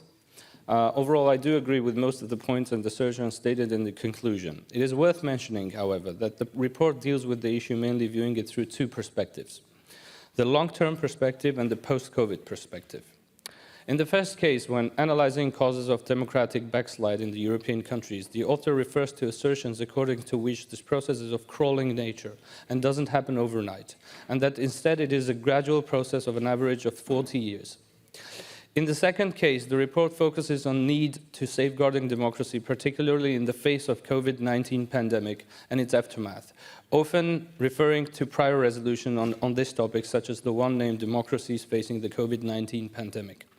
And overall, if addressing the issue from the above-mentioned standpoints, there would be little to add to the report. And most probably, if Armenia was a part of the sample being researched, it should be an outlier in the following context. Armenia has chosen the path of a real democracy since the Velvet Revolution took place on May 2018. And since then, there have been two major threats to its democracy. First, the oligarch system, which ever since has been trying to return to power. And second, external threats, namely the situation with neighboring countries' aggression towards Armenia. Unfortunately, the report doesn't address the first challenge that Armenian democracy is facing. The report stresses the importance of tackling things such as excessive control over media, hate speech in politics, deep state, and the need of financial transparency, all of which are considered as tools in the hands of the ruling elite. However, it completely ignores situations where the opposition not only possesses the mentioned tools of influence, but regularly puts them in action. And this, ladies and gentlemen, is the case in Armenia, which should be considered and looked into as well, because it so happens that when the country abides to all of the criteria quite carefully mentioned in the report, being in a transitional period from autocracy to full democracy, the system reacts very slowly, and that in turn results in unfulfilled expectations, as well as questioning of democracy as a viable system. And I believe that this would be an interesting case study for further research. Quite fairly, the report states that for the Council of Europe member states, this is not just a responsibility that the authorities have vis-à-vis their citizens, but also one which each member state has vis-à-vis all the other countries, because only genuine democracies can ensure the pursuit of peace based upon justice and international cooperation, as advocated by the organization's statute. It also provides statistical evidence of rising hate speech and xenophobia and the way this affects democracies in practice. Unfortunately, most recently, Armenia has been continuously subjected to Azerbaijani military aggression, as well as in the form of hate speech and xenophobic rhetoric from their highest officials, including the president of the country. Ladies and gentlemen, in the past few days, our colleagues from Azerbaijan have been talking about the importance of peace building and their readiness to get involved in those talks, something which has been reiterated by Armenian officials of all levels. However, we believe that the accomplishment of genuine peace on the ground requires first and foremost the acceptance of realities and the further political repercussions implied thereof. To conclude, I would like to reiterate my approval of the report, simultaneously underlying the need to apply more scopes in addressing such an important and encompassing issue. Thank you for your attention. Thank you, Mr. Agayanyan. Is Madam Maria Valentina Martinez-Ferro present in the hemicycle or available online? She seems not. Now I move to the next speaker, Mr. Yunus Emre from Turkey. The floor is yours. Thank you, Chair. Dear colleagues, as you know, last Monday, a very problematic court decision is taken in my country, Turkey. And this decision is directly related with the question of efficiency, impartiality, and independence of the judiciary that is listed among structural components of genuine democracy in the report which we discussed today. With this court decision, the defendants who had been accused before were sentenced to severe prison terms. without any definitive and clear evidence. The treatment faced by these respectful people cannot be accepted, among whom I have the honor of knowing personally. I would like to bring to your attention that there is a wide acceptance in our country that this trial is a political activity rather than a judicial activity. So much so that this political dimension was previously stated in the European Court of Human Rights decision on Mr. Kavala, that there was an ulterior purpose for his long detention, and this ulterior purpose was explained in the court decision with these words: to silence him as an NGO activist and human rights defender, to dissuade others from taking part in such activities, and to paralyze Turkey's civil society. We know this very well. The convictions on Gezi serve a specific political purpose. This political purpose is based on an imagined Turkey, where everyone is in silence and only one person speaks on behalf of the country. Turkey has become an authoritarian country. Within this authoritarian framework, the only thing that is atypical for our country when compared to other authoritarian regimes in the world is that there is a strong opposition, and this opposition is based on strong institutions. So they all should be suppressed. For this reason, the most important civil society activist in the country is convicted. For this reason, the former head of Chamber of Architects is convicted. For this reason, former head of Chamber of Urban Planners is convicted. For this reason, Secretary General of Social Rights Association is convicted. These convictions are total intimidation operation against democratic opposition and are aimed at breaking away the political and social opposition from their institutions. Dear friends, the famous Turkish film director Nuri Bilge Ceylan once described Turkey as my lonely and beautiful country. Yes, we love our lonely and beautiful country very much. I know that our country does not deserve this. And I want you to know this too.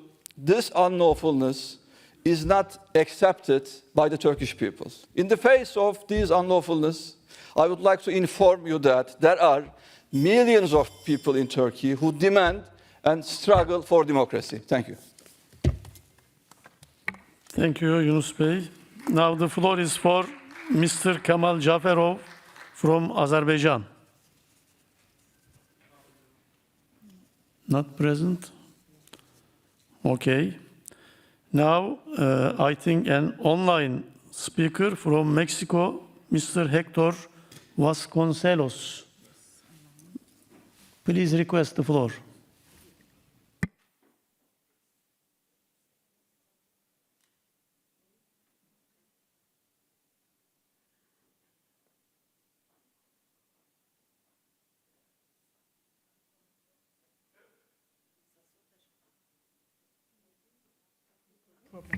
Mr. Vasconcelos, can you hear us?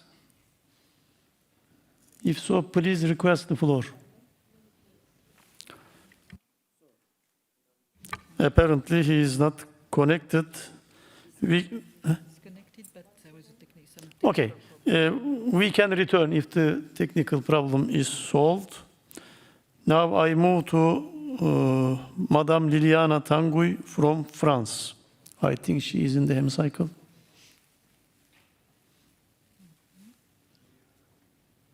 No? Okay. May I invite Mr. Erkin Gadirli to take the floor? Okay. Thank you, Mr. Chairman. I am from the Legal Committee, and we had a very extensive discussion of this report in our committee, and Mr. Vardanyan eloquently expressed our common position, so I decided to withdraw. Thank you.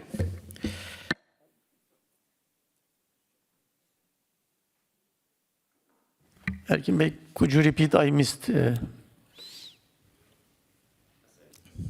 said that I withdraw because we had this discussion in our committee, and Mr. Vardanyan already expressed the common position of our committee. Thank you for, on behalf of everybody, for saving time. Now,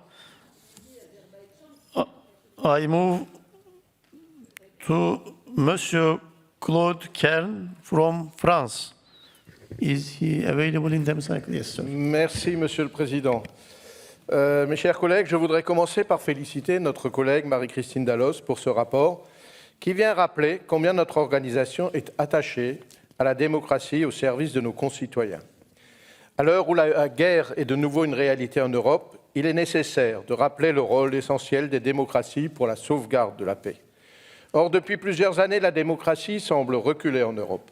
De nombreux rapports pointent en effet un travail de sape de l'indépendance des médias et de la justice dans certains États membres de notre organisation. La liberté d'expression recule également au nom de la sécurité ou de la lutte contre le terrorisme. Les règles électorales sont parfois modifiées au dernier moment pour donner un avantage aux partis au pouvoir. Les discours de haine contre les groupes minoritaires se font malheureusement plus nombreux et les mesures prises pour lutter contre la pandémie de Covid-19 ont encore accentué ce recul de la démocratie. Certains voudraient nous faire croire qu'il peut exister des démocraties illibérales et non pluralistes. Pour ma part, je considère qu'il n'existe qu'un seul type de démocratie, à savoir un système politique fondé sur l'état de droit qui permet de garantir les droits et libertés fondamentaux, le pluralisme politique ainsi que l'indépendance de la justice et des médias.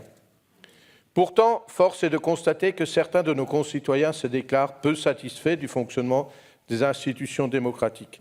C'est le cas notamment en France, où l'on observe une abstention de plus en plus élevée, ou encore d'excellents scores réalisés par les partis populistes ou extrémistes aux élections.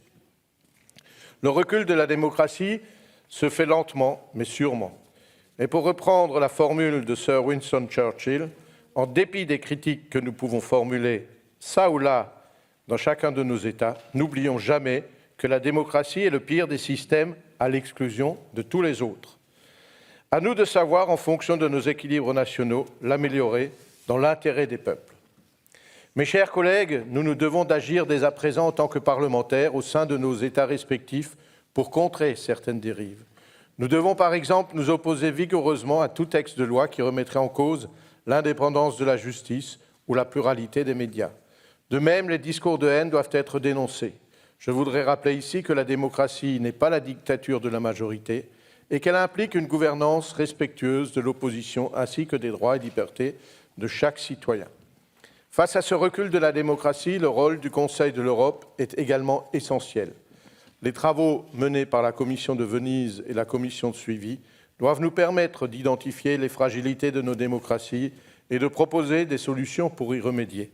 La mise en place d'un mécanisme d'alerte précoce proposé par le projet de recommandation pour prévenir ou répondre à des développements inquiétants relatifs au respect des normes et des pratiques démocratiques dans nos États me semble particulièrement opportune.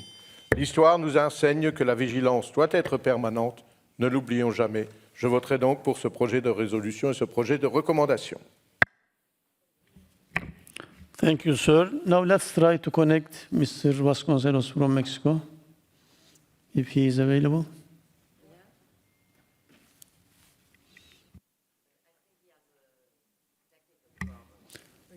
Could you try to request Mr. Vasconcelos to request the floor?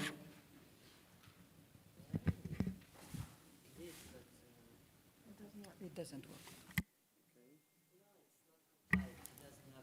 Is Madam Fatelieva, Sevinç Fatelieva, available in the hemicycle or online? Okay. Sevinç Hanım, ask the floor.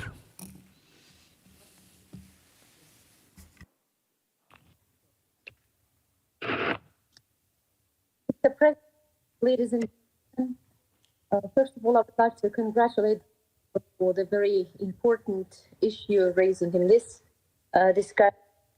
I think that the time, the notion of democracy is changing. But vital for modern democracy, first of all, tolerance.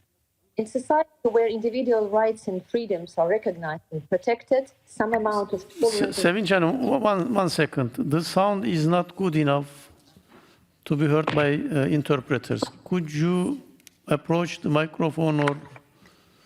Just a minute, let me wear... Better now? Try now, okay. Okay. So I will start from the beginning. It is good now. In modern world, the notion of democracy is changing, and in this changing times, the notion of democracy and the functioning of modern democracy, the vital issue is tolerance. In societies where the individual rights and freedoms are recognized and protected, some amount of tolerance of difference is required. Diversity in modern days is first of all its thought, its speech, its language, its religion, its values and attitudes.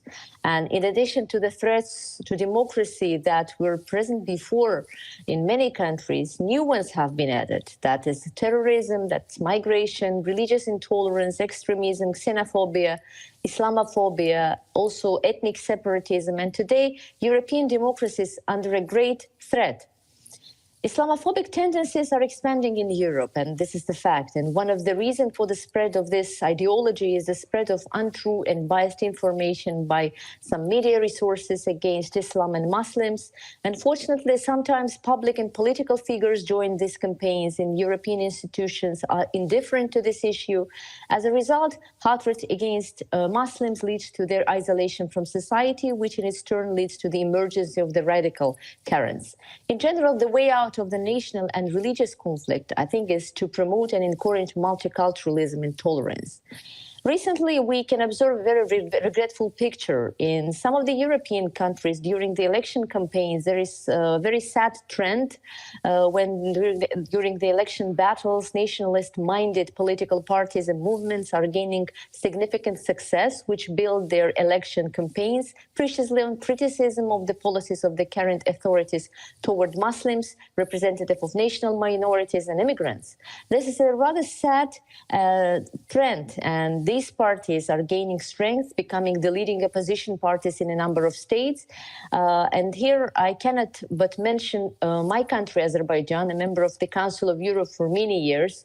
And this kind of growing of Islamophobia as well as xenophobia is closely observed and negatively observed in my country, because I'm proudly to say that multiculturalism and tolerance is a state policy in our country and also a way of life. And today, democratic countries are threatened by xenophobia, Islamophobia, and anti-Semitism. And the ways to overcome this risk in unity, dialogue, and a comprehensive strategic vision.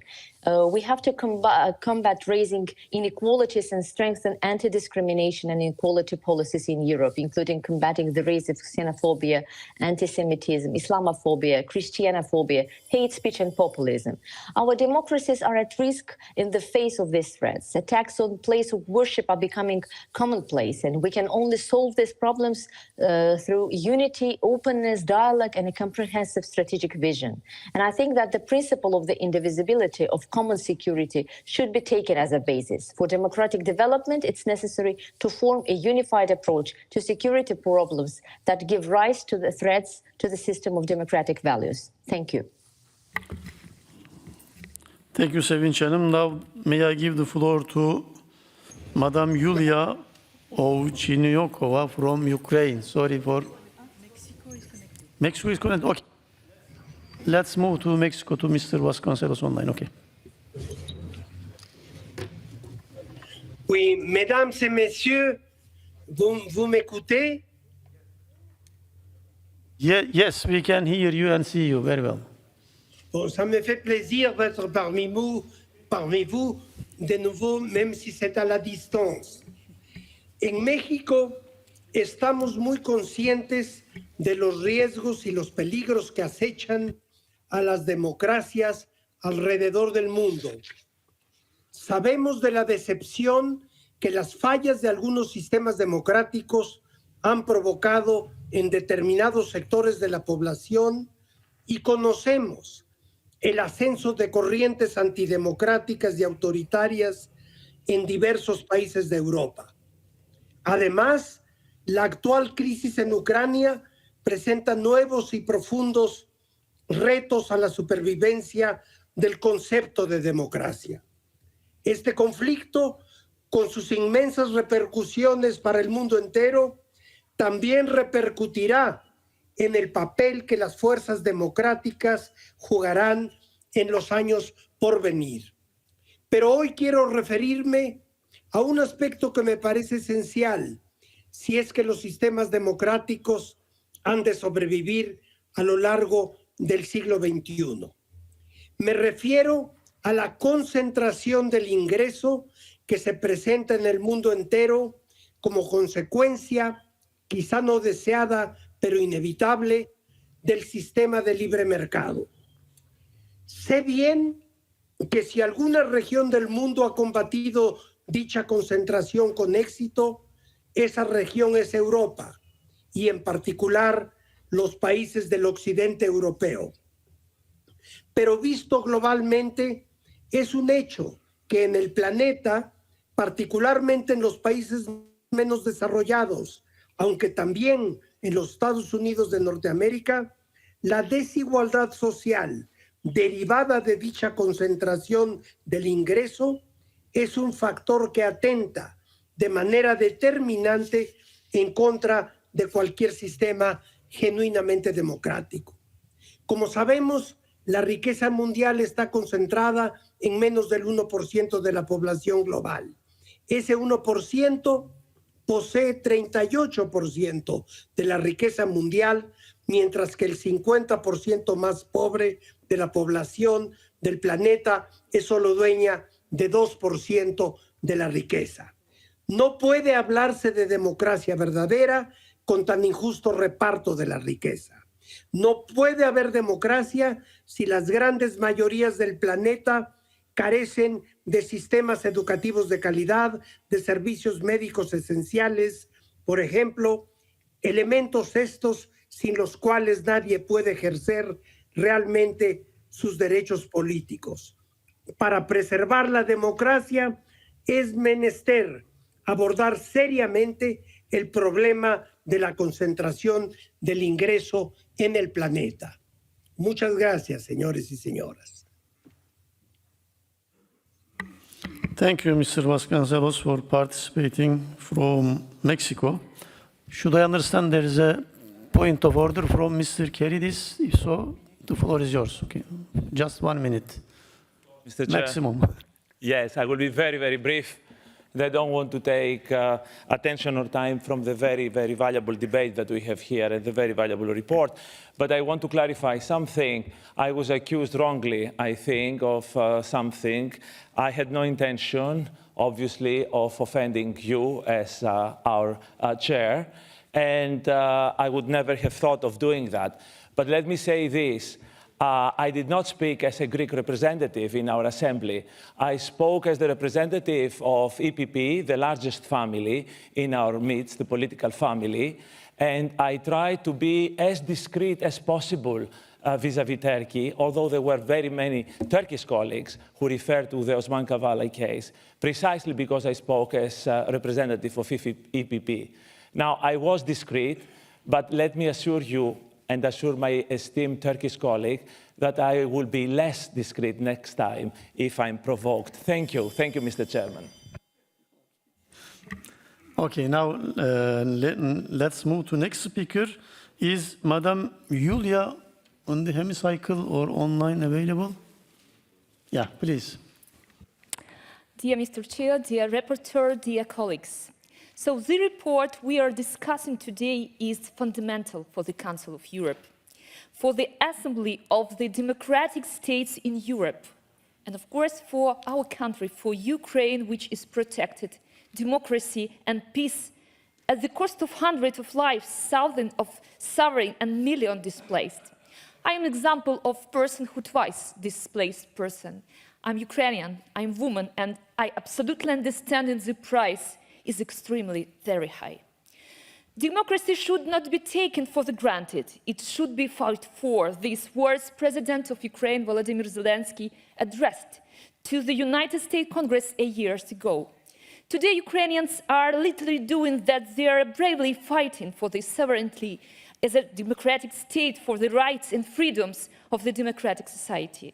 Today, finally, the Council of Europe doesn't have a member which violates the statute and fundamental democratic values and principles. I want to thank the Assembly and to entire global internal community that supports Ukraine today and stands for the genuine democracy, democratic values and democratic security together with us. That's why the resolution and recommendation are very important today. The call for the member states to renew their commitment for the safeguarding and promoting genuine democracy based on the principle of individual freedom, political liberty, the rule of law, and pursuit of peace is more than just fantastic rhetoric. It must be at the core of the democratic institution. All the actions proposed are important, but two of them are key: education and good governance. Education for democratic citizens is not enough, the system of education. The relationship in the system should be more democratic by nature, more open, inclusive, encouraged, flexible, supportive. Education requires more critical thinking, more open-mindedness, more respect to individuals, more ethics, and integrity at its very stage, and less pressure or restrictive formal or informal barriers. Education for a democratic society is not a subject of workshop, it's the system itself. So we may see how the Russian troops are destroying the Ukrainian schools, burning Ukrainian books, how they want to force teachers in schools, principles to start education process by the Russian programs. As Nelson Mandela said, education is the most powerful weapon which you can use to change the world. I understand I was the acting dean of the first displaced university. I absolutely understand the meaning of this word. So in the second case, element of safeguarding democracy is good governance. At all levels, the member states must renew their commitment to the Council of Europe, 12 principles of good democratic governance, and eliminate behaviors. And after all, I want to thank you, every parliament, every person and the member of PASE. Thank you for your incredible support, and glory to Ukraine. Thank you. Peace out. Thank you too, and please convey our greetings to those members who stayed in Ukraine who couldn't attend this session. Now is Madame Nerea Ahedo from Spain available? I don't see her in the numbered seat. She doesn't seem so. Anyhow, that concludes the list of speakers. Now I call Madame Dalloz, our rapporteur, to reply to the debate in 3 minutes.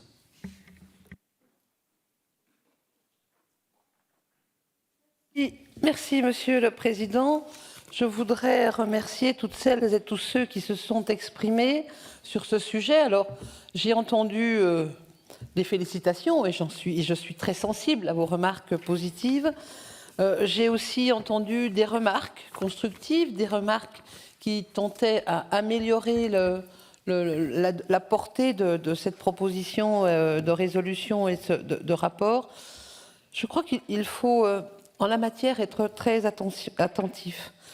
Vous avez remarqué qu'à aucun moment, je n'ai cité un pays dans des exemples négatifs. J'ai juste parlé, bien sûr, de l'agression de la Russie par rapport à l'Ukraine, mais à aucun moment je n'ai cité aucun pays, parce que jeter comme ça dans un rapport des éléments négatifs, je crois que tout le monde aurait pu avoir au moins un critère sur un sujet précis. J'ai choisi de ne stigmatiser personne, parce que je pense que la démocratie, c'est l'affaire de nous tous, de nous toutes et nous tous. Voilà. La volonté politique, elle est essentielle pour garantir et assurer une véritable démocratie. Je crois que c'est ce qu'il faudra retenir, c'est une volonté politique. Le danger, il vient lorsque cette volonté n'est pas là ou lorsqu'elle n'est pas suffisamment présente. Ça a été signalé souligné par monsieur Ozoy. Je vais peut-être mal prononcer, mais ça doit être ça. L'idée de la plateforme, j'ai été interpellée plusieurs fois sur en quoi consistait ma vision de la plateforme. Il s'agit de recenser les bonnes pratiques. Car, ne soyons pas non plus trop pessimistes, il existe des bonnes pratiques. Il suffit juste de les mettre en avant, de les recenser. Grâce aux suggestions, par exemple, de la société civile, une plateforme, c'est juste un lieu où on échange. C'est quelque chose qui est informatique, où on va échanger, en évitant les dérives, bien évidemment. c'est un élément inclusif. Bien sûr, et je reconnais que le Conseil de l'Europe dispose de nombreux mécanismes et d'outils, mais force est de constater que malgré ces outils, malgré ces dispositifs, la démocratie recule. Je propose donc d'initier une réflexion, on est au stade de la réflexion, un momentum pour le proposer au comité des ministres. Je crois que ce serait son rôle de s'approprier cet élément. Enfin, alimenter le travail au sein de notre sous-commission de la démocratie, c'est aussi peut-être l'enjeu de cette proposition. Pour conclure, je voudrais dire que chacune et chacun ici a été élu et que dans une élection, c'est une remise en question. On est gagnant ou on est perdant. On est dans la majorité ou on est dans l'opposition. Et nous avons tous fait cette expérience-là. Eh bien, je voudrais rappeler que la démocratie n'est pas la dictature de la majorité. La légitimité démocratique, elle ne tient pas seulement au fait de gagner une élection. Elle tient au fait, elle s'étend à un principe, à une pratique de gouvernance démocratique dans l'exercice du pouvoir et dans le fonctionnement des institutions. Merci. Thank you, Madame Dalloz. Now, does the chairperson of the committee, Mr. Vardanyan, wish to speak? I'm sorry, Monsieur Nemeth. Thank you, Ahmed. Dear colleagues, the report that the committee is presenting to you today is a wake-up call for all Council of Europe member states.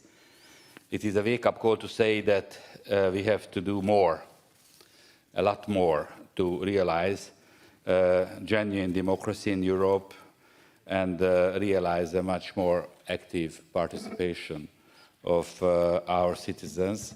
This is not only a commitment we have towards our citizens, but also our responsibility towards each other as member states. The Russian Federation's aggression against Ukraine is painfully reminding us that failing to realize genuine democracy can have disastrous consequences. Without genuine democracy, there is no democratic security, and without democratic security, there is no peace. Therefore, emptying, weakening of democracy from right or left equally, which is underlined in the report, is a dangerous trend we must reverse. The erosion and loss of confidence in democratic institutions is an issue we should take very seriously and address adequately. I would like to thank the rapporteur, Mrs. Dalloz, for addressing this crucial issue so skillfully by adopting a comprehensive approach and identifying common issues of concern.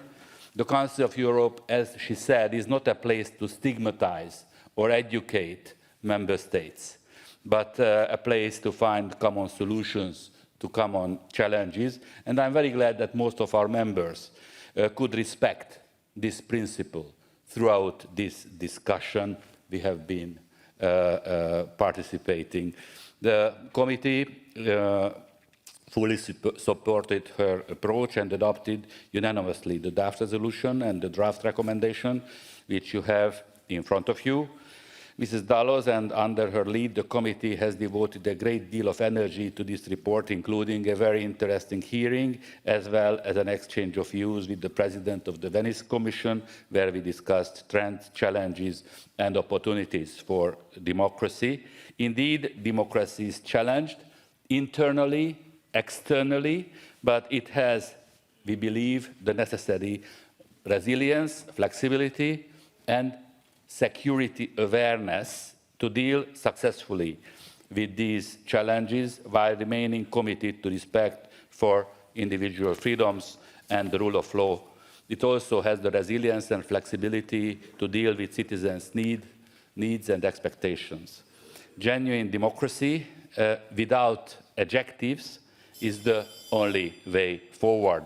Thank you very much for your attention. Thank you, Jolt. With these genuine statements from both rapporteur and chairperson, the debate is closed. Now, the Committee on Political Affairs and Democracy has presented a draft resolution, document 15486, to which 11 amendments and one sum amendment have been tabled, and also a draft recommendation, document 15486, to which no amendments have been tabled. May I remind you that speeches on amendments are limited to 1 minute. I ask parliamentarians participating remotely to ask floor only when they have to support their own amendment or wish to speak against any amendment. Now we will start with consideration of the draft resolution, and then we will consider later the draft recommendation. I understand that the chairperson of the Committee on Political Affairs and Democracy wishes to propose to the Assembly that Amendment 2, 3, 5, 6, 7, and 9 to the draft resolution and amendments which were unanimously approved by the committee should be declared as agreed by the Assembly. Is that so, Jolt? Does anyone object? No.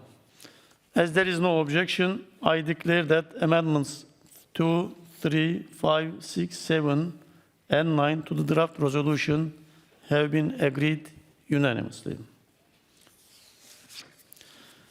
We will now consider the remaining amendments to the resolution individually, and then we will come to the draft recommendation.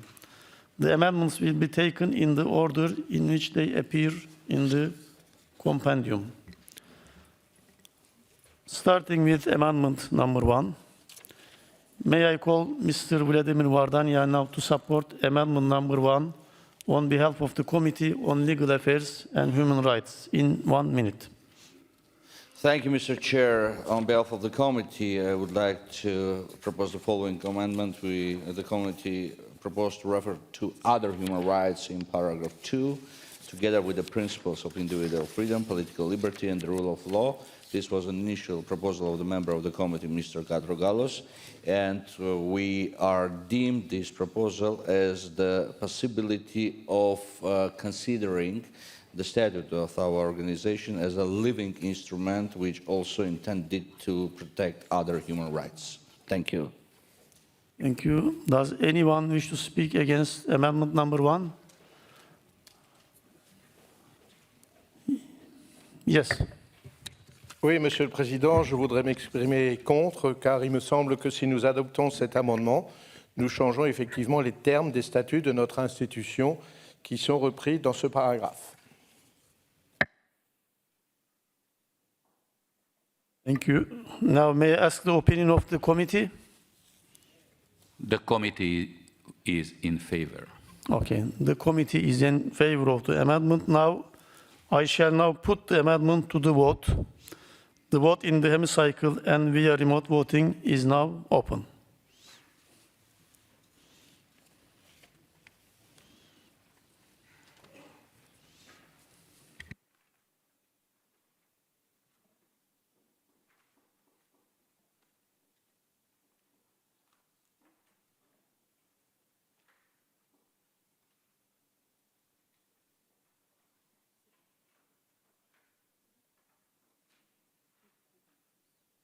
Now I close the vote and ask the results to be displayed.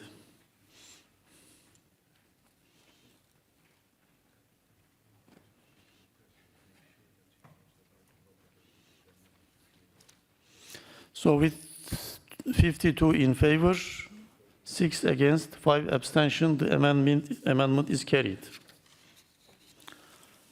Now coming to amendment number 10.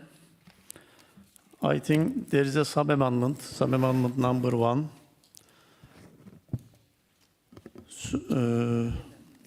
May I call Ms.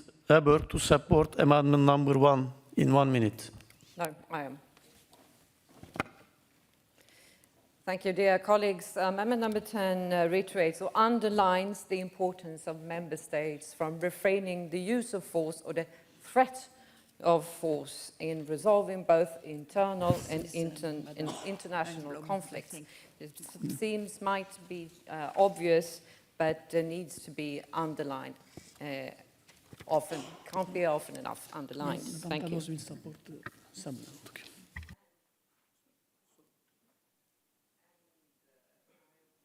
Would like to add that I'm okay with the sub-amendment.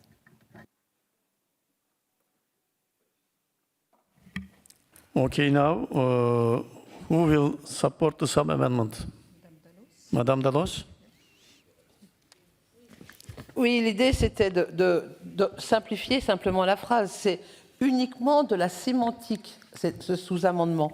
C'est dire, c'est remplacer ce qui vient d'être dit par tout État membre devrait s'abstenir de recourir à la force ou recourir à la force. Je crois que c'est important de le préciser et c'est une simplification, donc c'est un sous-amendement de clarification. Merci. Does anyone wish to speak against sub-amendment?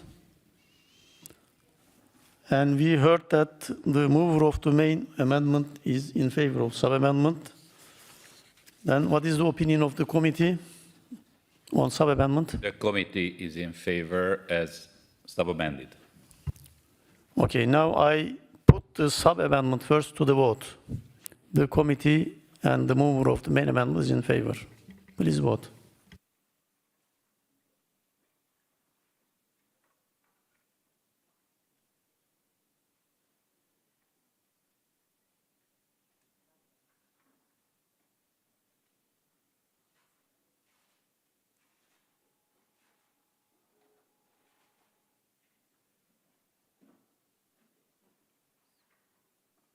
Please close the vote and display the results.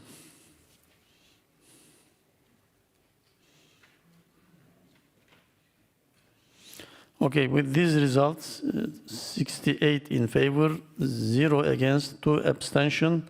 Sub-amendment 1 to amendment 10 is agreed.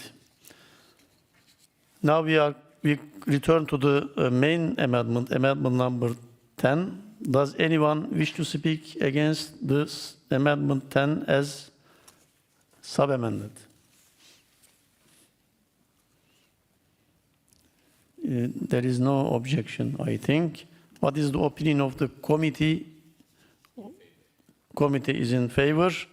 Now I put the amendment number 10 as amended to the vote, both in the hemicycle and via remote. Please open the vote.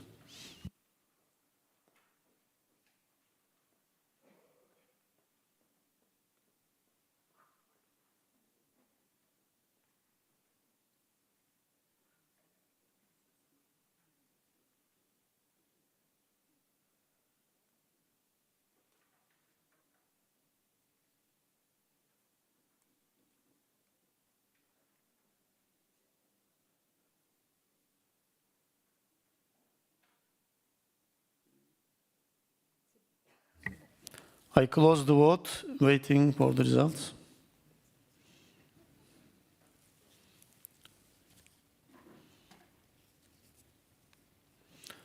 Okay, with these results displayed, the amendment number 10 is carried.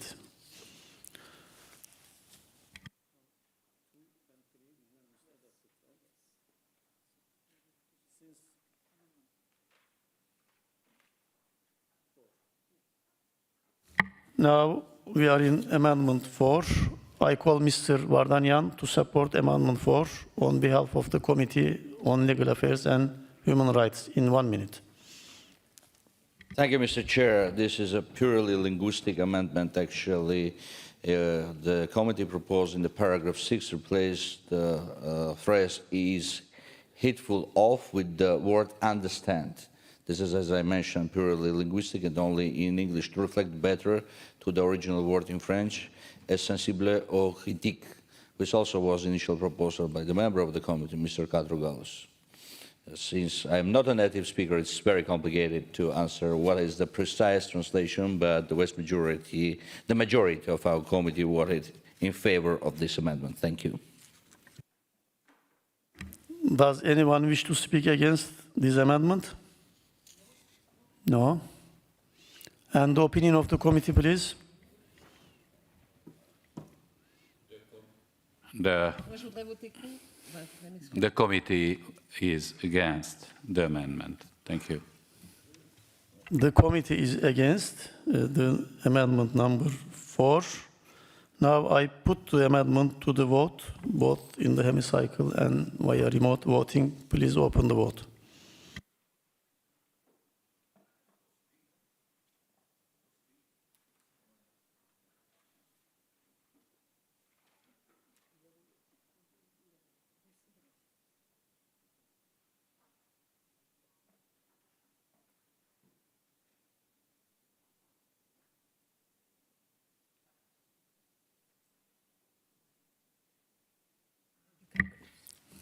I close the vote. Please display the result.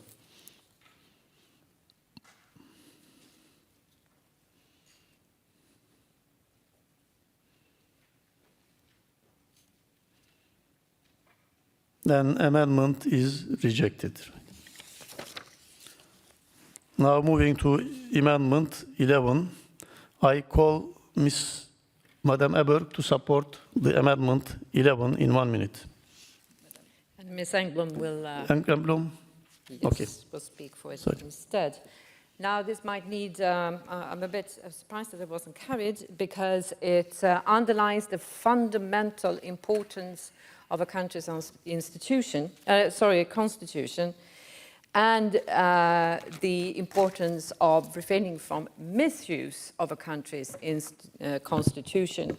That is, that any of our countries can follow under the lead of a less democratic regime, which might, for instance, change the constitution for lifetime appointments or transfer the power to family members.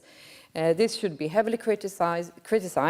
It is a statement by the Assembly and nothing else to acknowledge this kind of criticism.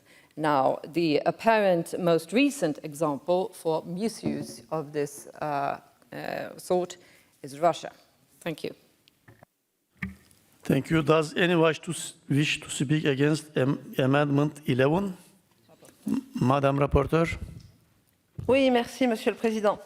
Moi, je comprends ce que dénonce Madame l'auteur de l'amendement. Sauf que, quand on regarde dans les faits, on est en train de dire que l'Assemblée est sensible aux critiques des institutions qui n'ont pas su répondre aux différents défis, mais qu'en même temps, ces critiques sont le fruit de manipulation. On peut pas. La façon dont c'est écrit, on ne peut pas admettre que l'idée que les critiques sont le fruit d'une manipulation. Moi, je crois qu'il faut reconnaître que nos concitoyens sont mécontents, sont insatisfaits. Il faut répondre à leurs attentes tout en respectant les principes de la démocratie.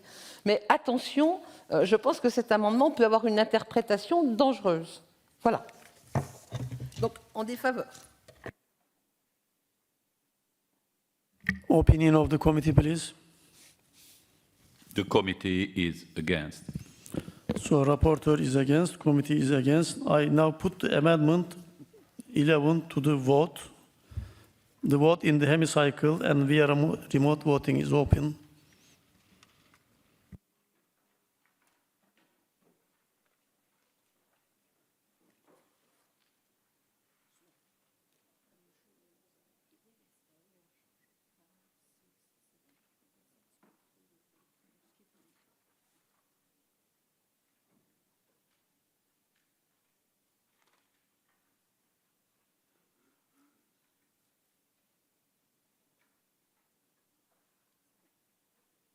Close the vote and show the results.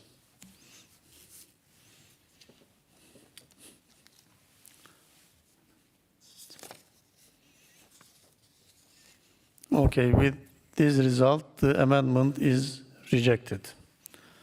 Now we are in Amendment 8. I call Mr. Vardanyan to support the Amendment 8 on behalf of the Committee on Legal Affairs and Human Rights in 1 minute. Thank you, Mr. Chair. Amendment is actually proposed by the committee to replace the paragraph 8.6 with the paragraph and subparagraphs in order to highlight the importance of an independent and impartial judiciary for the rule of law. At the same time, we actually agree with the proposed idea of the subparagraph, but we cannot agree with the proposed wording and draft resolution concerning the limitation of the executive or to the legislator to appoint judges, since the constitutional settings of many member states provides that judges must be elected by the parliaments or formally appointed by the executive. We propose, however, that the state should abolish the ability of these branches of power to make an arbitrary appointment of judges, together with the power to transfer or dismiss judges from the one court to another. This is the aim and text of the amendment. Thank you. Does anyone wish to speak against Amendment 8? If not, may I ask the opinion of the committee? Is in favor. The committee is in favor. Now I put the amendment to the vote in the hemicycle and via remote system. Please vote.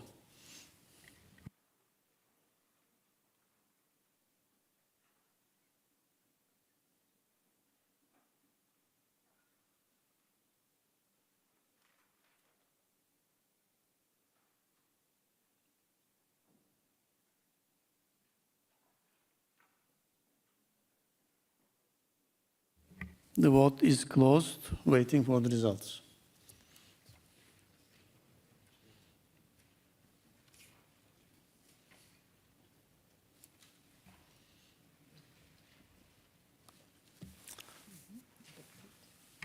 The amendment is carried 63 in favor, just 1 against, 6 abstention. Now we finish the amendments and now proceed to the vote on the draft resolution contained in document 15486 as amended. For adoption, a simple majority is required. The vote in the hemicycle and via remote voting is now open. Please cast your votes.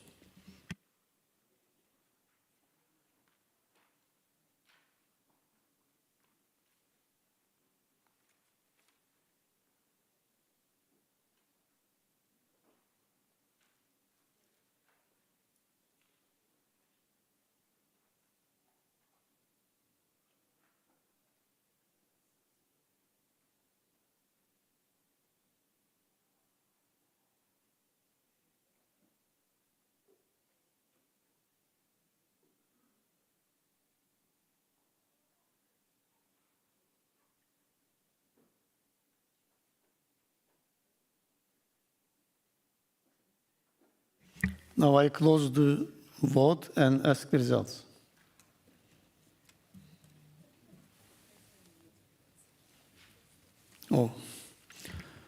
The draft resolution is adopted with 72 in favor, 0 against, 5 abstention. Congratulations.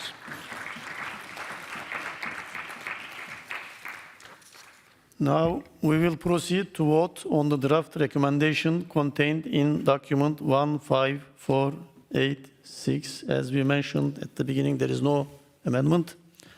Members present in the chamber should use the hemicycle voting system. Members participating remotely should vote using the remote voting system. Now the vote is open both in the hemicycle and via remote voting system. Please cast your votes on draft recommendation.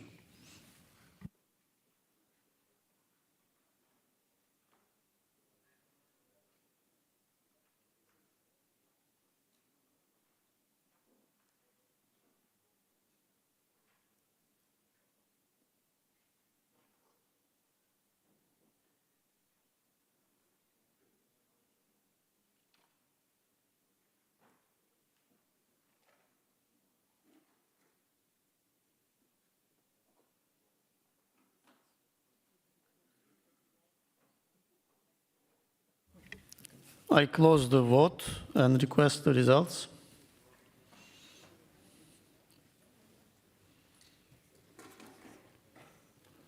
Great. Now, draft recommendation is adopted. 72 in favor, 0 against, 5 abstention. I thank everybody for genuine discussion, genuine debate on genuine democracy. Congratulations for rapporteur and the committee.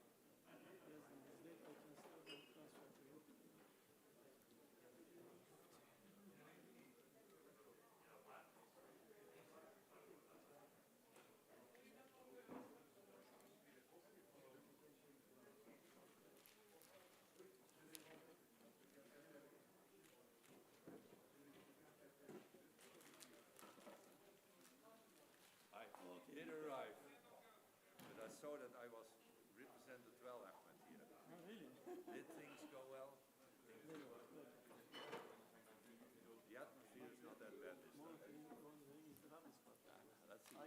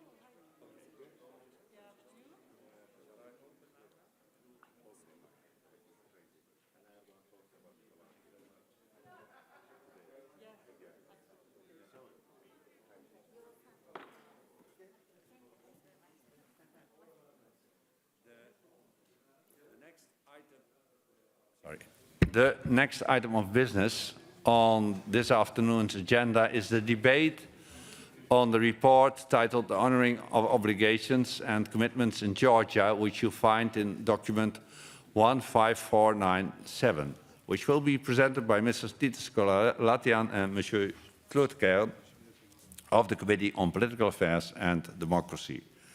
In order to finish by 7:30 p.m., I will interrupt the list of speakers at about 7:10 p.m. to allow time for replies and the vote on amendments and the draft resolution.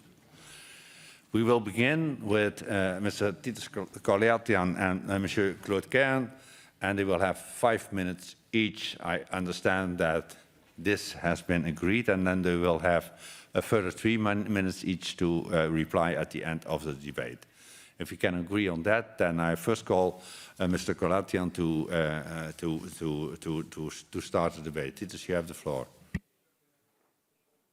Oui, Monsieur le Président, chers collègues, nous vous présentons aujourd'hui un rapport de suivi complet sur le respect des obligations et des engagements de la Géorgie. Ce rapport a été préparé sur la base des multiples visites en Géorgie et d'innombrables réunions avec les parties prenantes et les amis et partenaires de la Géorgie. Il était initialement prévu qu'il soit présenté au printemps 2020, mais il a été retardé en raison de la pandémie de Covid. Ce rapport est basé sur l'excellente coopération entre nous, les rapporteurs, et les différentes parties prenantes géorgiennes, autorités, majorité au pouvoir, opposition et société civile. Nous tenons à remercier toutes ces forces pour leur coopération, leurs idées, ainsi que pour leur volonté et leur disponibilité à nous rencontrer. La volonté des autorités et des forces politiques géorgiennes de nous rencontrer et de dialoguer avec nous est une caractéristique de la procédure de suivi pour ce pays, ce dont nous leur sommes reconnaissants. Le résultat de cette coopération et de ce dialogue est le rapport et le projet de résolution que vous avez devant vous.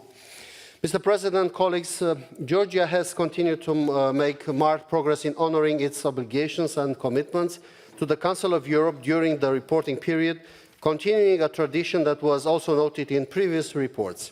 At the same time, as outlined in the report, a number of concerns and shortcomings remain to be addressed before the country can move to a post-monitoring dialogue. Nevertheless, the progress made should be recognized. Therefore, in the report, we have provided the country with a concrete perspective and the outstanding commitments and concerns that remain to be addressed for the country to progress to the post-monitoring dialogue. However, it should be clear that this is conditional on two important aspects. First, there should be no regress on progress made till date. Secondly, this needs the full commitment and commensurate political will for both ruling authorities as well as opposition to the honouring of the country's obligations and commitments, and not on the authorities or the opposition alone. It needs cooperation between the political forces, and this, unfortunately, remains a challenge. That remains a challenge as the extremely polarized political environment is an increasingly serious concern. This political environment, driven by zero-sum political strategies and a lack of accommodation between opposition and the ruling majority for their rightful roles, precludes the constructive cooperation between them, affects the implementation of crucial reforms, and it is an impediment for Georgia's political consolidation. All political forces, opposition and ruling majority alike, bear responsibility for this. We therefore call on all political forces in the country to place the good of the nation over any narrow party political strategies and to cooperate together to honour the country's membership obligations and accession commitments. As we have said, marked progress has been made. A key improvement has been the new constitutional framework following the adoption of the constitutional amendments in 2017. This new constitution forms a solid basis for the checks and balances in the country as well as the independence of judiciary. Its adoption, even if the process could have been more inclusive, should be welcomed. However, we have regretted the lack of consensus over the timing of a fully proportional election system, which has been an issue that has continued to divide the political forces and society. We are therefore glad that this proportional election system, which has been a long-standing recommendation by the Assembly, will now come into force as from the next general elections in 2024. All political forces should now cooperate to implement this system in practice based on broad consultations and a wide consensus between all stakeholders. When that has been done, the long-lasting debate over the election system for the country will hopefully finally have been laid to rest. Despite this, elections in the country have been a source of tensions and contentions which need to be overcome. We have made a series of recommendations in this respect, which we urge all stakeholders to address.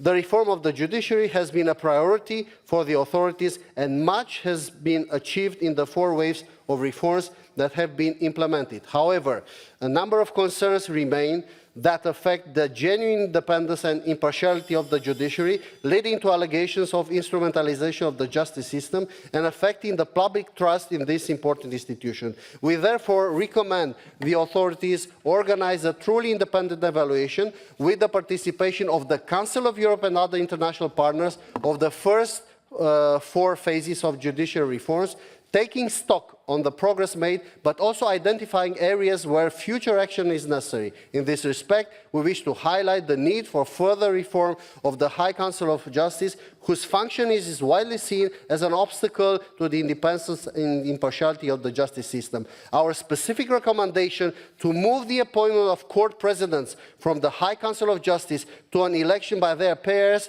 is therefore so important, as this is seen as an important mechanism for the High Council of Justice to exert control over the judiciary. In our report and resolution, we make a number of concrete proposals that we urge the authorities to consider, including the drafting of a new law on administrative offences, as the current one hails from Soviet era and is widely considered to be deficient and outdated. Thank you. Thank you very much. Now I give the floor to Mr. Claude Kern. Claude.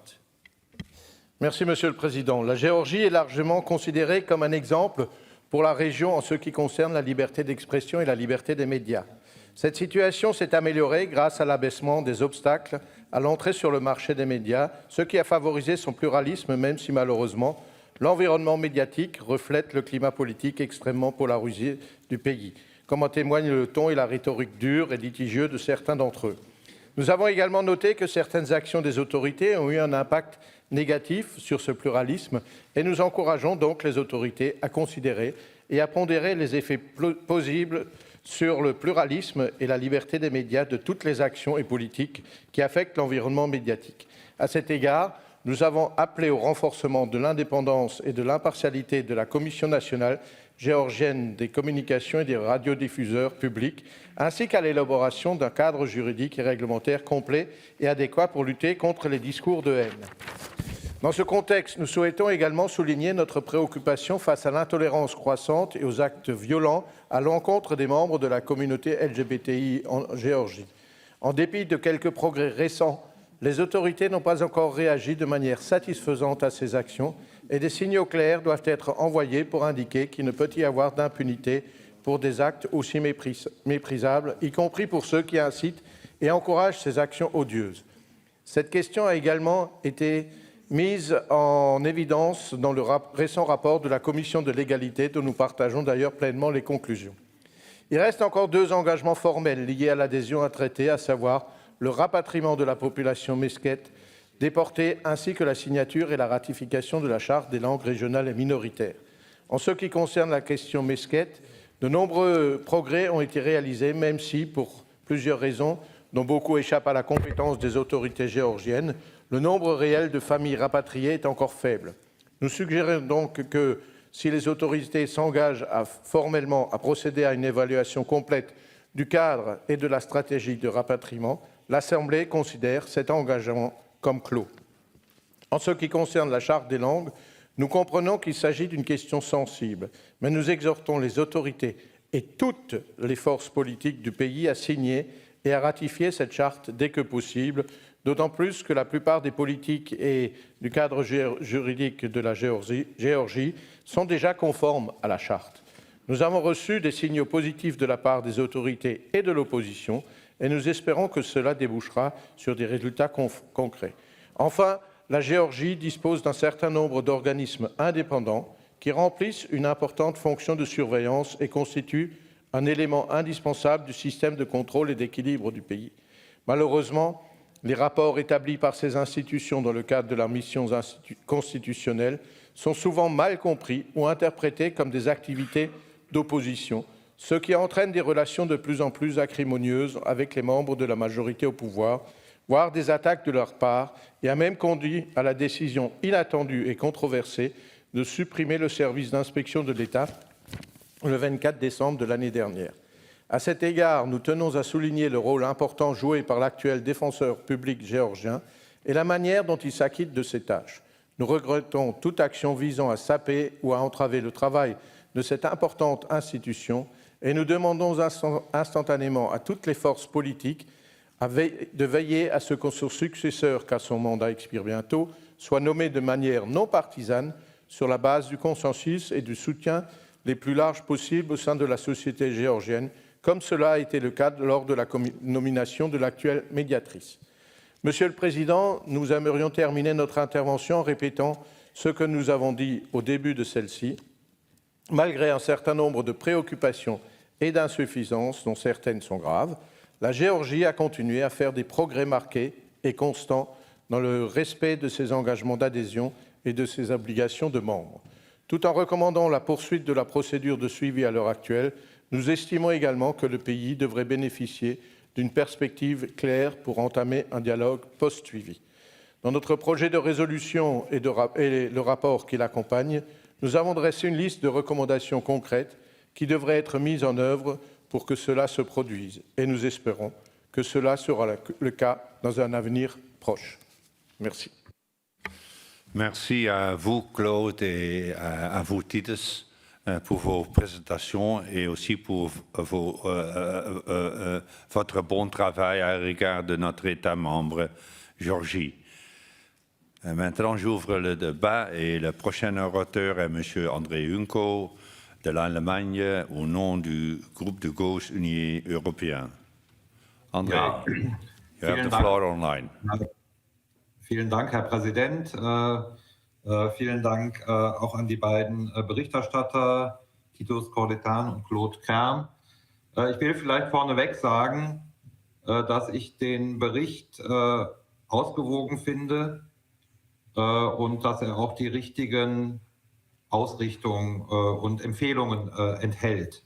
Im Kern kann man sagen, dass dieser Bericht, diese Resolution sagt, es gibt Fortschritte in Georgien, aber es bestehen auch noch viele Probleme. Man kann das auch anders ausdrücken, aber das ist sozusagen die Kernausrichtung dieses Berichts. Und ich will das unterstreichen. Ich hatte ja selbst die Ehre, 2018 eine Wahlbeobachtungsmission in Georgien zu leiten. Und die Wahrnehmungen, die ich dort hatte, entsprechen ziemlich genau dem, was ich jetzt hier in dieser Resolution auch gelesen habe. Georgien ist ein Land, das aus meiner Sicht sich, was Demokratie, was Rechtsstaatlichkeit angeht, im Grunde her in die richtige Richtung entwickelt. Wir haben ja auch einen Übergang gesehen von einem Präsidialsystem zu einem mehr parlamentarisch ausgerichteten System. Und das ist umso bemerkenswerter, als wir international eine entgegengesetzte Tendenz haben und zwei große Nachbarn von Georgien auch in eine entgegengesetzte Richtung sich entwickeln. Und ich finde, das muss man auch anerkennen und unterstreichen. Aber ich will auch das betonen, was auch hier direkt in Punkt 2 zum Ausdruck gebracht wird, dass die politische Landschaft extrem polarisiert ist und ungesund polarisiert ist. Ich habe das auch damals beobachten können und auch nach der letzten Parlamentswahl hat es ja auch ein halbes Jahr Boykott gegeben. Und es ist völlig, ich will das nochmal unterstreichen, im letzten Satz, was hier gesagt wird, dass es nicht nur eine Frage der Gesetzgebung ist, sondern auch der politischen Kultur in diesem Land. Und da sind alle Parteien, Regierungen wie Opposition, stehen in der Verantwortung, das umzusetzen. Ich will das auch unterstreichen, dass es wünschenswert wäre für Georgien, ein wirklich proportionales Parlamentssystem zu entwickeln. Und vielleicht zum Schluss nochmal an das erinnern, was auch ein bisschen die vorangegangene Debatte, die wir jetzt hatten, zur wirklichen Demokratie widerspiegelt. Nämlich, dass es immer auch ein Problem ist, wenn in einem Land sehr, sehr große Armut herrscht und auf der anderen Seite große Reichtümer sozusagen, große Kontrolle über die Politik haben. Ich hatte das seinerzeit auch in dem Statement gemacht. Unter dem Strich, dieser Bericht geht in die richtige Richtung, die Resolution ist ausgewogen, die Forderungen sind vernünftig und wir unterstützen diesen Bericht. Vielen Dank. Vielen Dank, André. Next in the debate, I call Mr. Stefan Schenach from Austria on behalf of the group of the Socialists, Democrats and Greens. Stefan, you have the floor. Dankeschön, Herr Präsident. Ich gratuliere den beiden Berichterstattern für erstens nicht nur für ihre intensive Arbeit, sondern auch für diesen Bericht, der ja auch ein Stück Hoffnung einer positiven Entwicklung gibt. Als früherer Vorsitzender des Monitoring-Ausschusses war ich ganz intensiv auch mit Georgien befasst und ich war auch damals Wahlbeobachter, als der Georgian Dream das erste Mal gewonnen und die Regierung Saakaschwili davongejagt hat. Und trotz alledem sind einige Versprechen noch einzulösen. Eines der wichtigsten Versprechen, wir erinnern uns, waren die vollen Gefängnisse unter Saakaschwili. Und wir haben noch immer zu viele Menschen in Gefängnissen, obwohl ganz großes Kompliment an Georgien. Sie haben in einigen Bereichen eine große Justizreform zusammengebracht, insbesondere was das Jugendstrafrecht, das Juvenile Judiciary betrifft. Ich kann mich erinnern, dass ich sogar im Nachbarland Präsident Aliyev geraten habe, sich an Georgien hier die Expertise oder nicht nur die Expertise, sondern auch das Vorbild zu nehmen. Was weiters ist, dass die Medien und die Justiz, und das, liebe Menschen aus Georgien, das wird ein bisschen den Prozess eines Postmonitorings verhindern, solange Medien und Justiz nicht wirklich unabhängig sind. Noch immer gibt es die politische Beeinflussung in die Justiz. Hier brauchen wir Stück für Stück eine entsprechende Unabhängigkeit. Und was mein Vorredner auch angesprochen hat, was auch die beiden Berichterstatter angesprochen haben, was mich immer gewundert hat, in Tiflis ist so ein gutes Auskommen. Da gibt es einen Stadtteil, da wohnen seit Generationen Armenier und Aseris friedvoll zusammen. Da kommen Israelis und Iraner, treffen sich in Tbilisi. Aber gleichzeitig ist innerhalb der Parteien zwischen Opposition und Regierung so eine extreme Polarisierung. Und man wird ununterbrochen auch bombardiert. Mit dieser Polarisierung, ihr wollt alle, liebe Georgier und Georgierinnen, in ein Postmonitoring. Mit dieser Polarisierung müsst ihr einen Ausweg finden. Das kann nicht sein. Ich gratuliere aber auch zur Annahme und zur Implementierung der Istanbul-Konvention. Auch das ist nicht gerade das Normale. Und Claude Kern hat es schon genannt, die Situation für die LGBTIQ-Leute ist erschreckend und hier bedarf es eines dringenden Handlungsbedarfs. Danke sehr, Stefan. Now in the debate I call Madam Katja Dekanovice from Georgia. She speaks on behalf of the European People's Party. Merci, Monsieur le Président. Well, first of all, let me thank you, our colleagues, for the report which gives a full overview of significant and important issues in Georgia.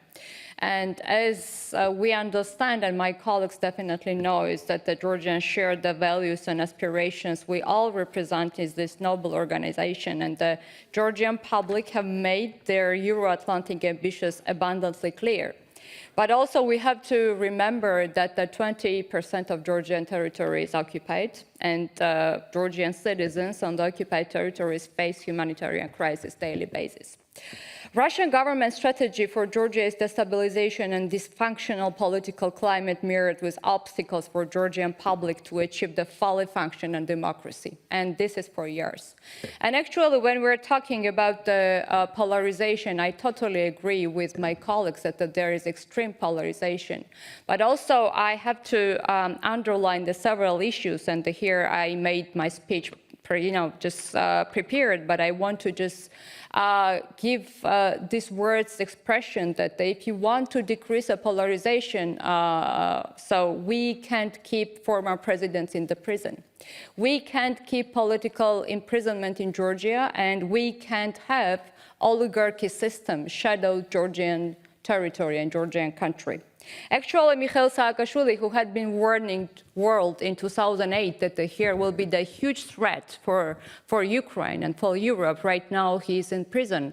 And actually, I urge you and I call you, my colleagues here, that to be involved as Council of Europe for the humanitarian solution of the problem, as transfer him as his health is kind of deteriorating very seriously. So we can depolarize situation. I agree totally on that when we will not have the political prisoners. And it's like in the report in the 10th or 9th, I don't remember exactly, you have mentioned the same. So, when we're talking about the challenges Georgia faces, not only the external threat, but also internal threat. Justice, which is kind of very political. Also, the state institutions and the political party, ruling political party, which are definitely merged together. And myself, I am as a candidate when I was running in the local elections. I have seen it in the elections. So unfortunately, this month was definitely historical month for my country. We applied for Euro integration. We applied together with Ukraine and Moldova. I definitely dream as Georgian that my country will become the member European family. But we all have to remember that your help and assistance to get rid of oligarchy, not only in Georgia, but all European countries, is #1 issue and #1 challenge for my future of Georgian democracy. And the last, here, I know that some of Ukrainian colleagues, and let me tell them that despite Georgian government position to Ukraine, Georgian people considers Ukrainian pain as their own pain. Georgian parliament never did not give the floor to President Zelensky, but I want to underline that the Georgian people is here with you, and definitely your pain is our pain, and your European future is our European future. Thank you. Thank you, Katja. Next speaker on the list is Mr. Bob van Pareren from the Netherlands, and he speaks on behalf of the European Conservatives. Bob, je hebt het woord. Yeah, thank you, Mr. Chairman. I replaced Mr. Nataluka from Ukraine today, and he has to return to Ukraine. That's why I'm here. But I'm pleased to present my thoughts, and especially our thoughts. We looked at the situation of Georgia, and since the entry to the Council of Europe, Georgia has made constant and substantial progress in honoring its membership obligations and entry commitments to the Council of Europe. And we appreciate that very much. However, some concerns remain that need to be addressed. Any change requires the total commitment, and has been said already, and political will, including a willingness to work together at both the ruling authorities as well the opposition. We encourage all political parties to place the nation's common interests above any narrow party political strategies. This is more important as much of the required changes cannot be simply legislated. Another point, continuous efforts are necessary to ensure a genuinely independent and impartial judiciary. In this context, the functioning of the High Court of Justice, which is now a key obstacle to real independent and impartial judiciary, remains a key concern. This needs to be addressed, in our view, as a priority. The complete reform of the law of administrative offences, which dates from the Soviet era, is long overdue and needs to be implemented without delay. Further and continuing efforts are needed to address any deficiencies in the human rights protection framework and ensure that the considerable progress made in this respect is robust and irreversible. Some comments. The autonomy of and independence of all human rights protection mechanics, especially the Ombudsperson institution, should be fully respected and reinforced where needed. Democratic Georgia is an integral part of Europe. Still, I ask you to pay attention to the fact that membership of the Council of Europe implies not only the strict implementation of formal procedures, but also adherence as a country to the principles. The countries of the Council of Europe excluded Russia due to its aggression against Ukraine. I know that the people, and it has been said already, of Georgia support Ukraine in its fight against illegal aggression. But we ask the Georgian government to also intensify its efforts to show its commitment to the values of democracy, peace and freedom. Thank you, Chairman. Dank u wel, Bob. Next speaker on our list on behalf of the political groups, Mr. Julian Bulai from Romania. He speaks on behalf of the group of the Alliance of Liberals and Democrats in Europe. Julian, you have the floor. Thank you so much, Mr. President. Dear colleagues, allow me to first thank our rapporteurs, Mr. Korlacyan and Mr. Kern, for authoring this important document. I would like to congratulate our colleagues from Georgia for this progress that the report notices on the electoral reform and the strengthening of parliamentary oversight of the power of Parliament as the democratic representative of people. Many of the observations that the reporters make sound eerily familiar to me and to Mr. Korlacyan. I have no doubt. A polarized political environment, a limited capacity of the Parliament to exercise control over security, secret services, the uncontrolled proliferation of hate speech in all its forms. We all know well how a lack of cooperation and constructive dialogue between the ruling coalition and the opposition can jeopardize democratic processes and finding the best solutions for complex societal issues. And what the report calls a zero-sum political strategy in Georgia is the aspect that has troubled me the most. This kind of political environment in which elections are referenda on the ruling parties, not competitions between alternative visions of national development, can only hamper the consolidation of democracy, crucial reforms, and honoring Georgia's membership obligations and accession commitments. I have to stress how something we are all aware of since the beginning of the work of this report, a war has started in Europe. A bloodier and more intense version of something that had already happened in Georgia in 2008 with the Russian occupation of South Ossetia and Abkhazia. In this new context, the situation of the occupied territories of Georgia became even more serious for the whole continent, and the most robust way for Georgia to protect itself is to leave aside petty politicization and strengthen its democratic processes and frameworks. I, too, welcome that a fully proportional election system will be introduced as far from 2024 parliamentary elections. But 2024 is still a long time from now, and the legal system doesn't guarantee a functional system by itself. I trust that in the meanwhile, Georgian politicians, some of them our colleagues in PACE, will understand that it is not only the commencement of a post-monitoring dialogue with the Council of Europe that is at stake. It is deeply regretful the treatment Georgia employs regarding its minorities, both the LGBTQ community and the numerous religious groups that don't belong to the majority.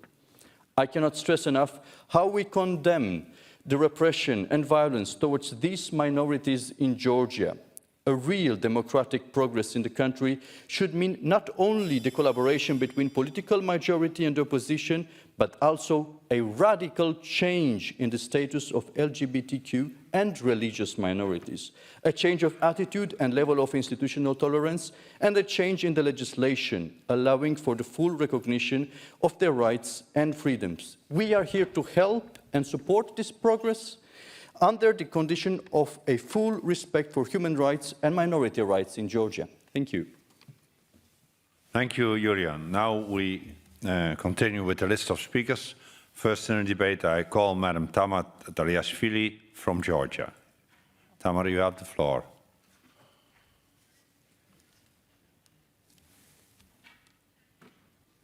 Mr. President, I wish to thank our rapporteurs, Mr. Koletian and Mr. Kern, for their great effort, for their intensive visits on the ground and the in-depth analysis of the developments in Georgia during the past 8 years. These years have been marked with fundamental reforms and as well as substantial changes into legal, political and social fabric of the Georgian state. The report emphasizes the recent application for EU membership that came after the signing of the association agreement with the EU in 2014 that shows countries' clear commitment to its Euro-Atlantic integration. Democratic reforms are part of the European harmonization obligations. At the same time, the ruling party perceives these reforms to be the genuine choice of the Georgian people, who have decided not to be content until freedom and democracy are secured. Georgian people rejected the instrumentalization of the state institutions to suppress people's voices through torture, inhuman and degrading punishments of the people practiced before 2012. The report welcomes reforms adopted to significantly reduce the excessive use of pretrial detention and underscores that the number of acquittals has gone up considerably. Indeed, acquittals increased 6 times in the national judicial system, while the ratio of pre-trial and administrative detention decreased 3 times. The number of prisoners was reduced by 2.5 times, and their mortality rate decreased by 12 times. The constitutional reform welcomed in the report establishes a fully parliamentary political system that strengthens the separation of powers to ensure that usurpation and abuse of the presidential powers practiced before 2012 won't happen again.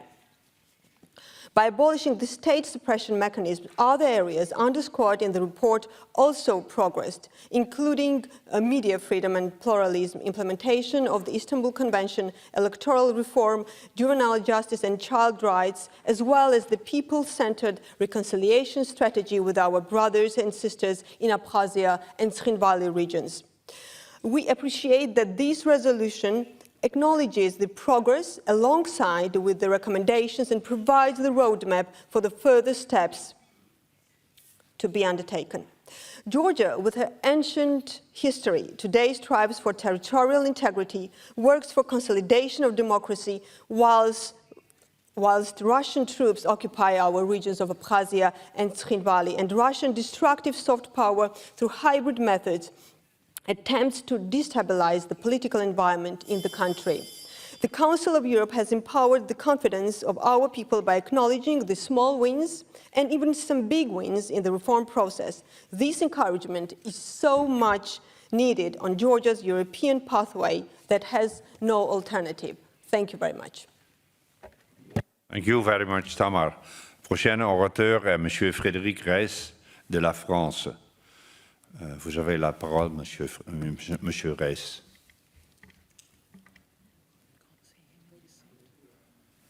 Mais il n'est pas là. Alors, nous continuons. The next speaker in the debate is Mr. Alexei Goncharenko from Ukraine. I do not see him here. Is he online? He is not online. So then we continue. Things go quick, Ahmed. The next speaker in the debate is Mr. Ahmet Yildiz from Turkey. You have the floor, Ahmed. Thank you, Mr. President. I also would like to support co-rapporteurs for the excellent work. As a close neighbor and strategic partner, Georgia's political stability and prosperity is of fundamental significance to Turkey. Therefore, I hope that the extremely tense and polarized political environment described in the report and by some speakers here can be restored back to normal in the soonest possible time with constructive cooperation of all political forces for the good of the Georgian people.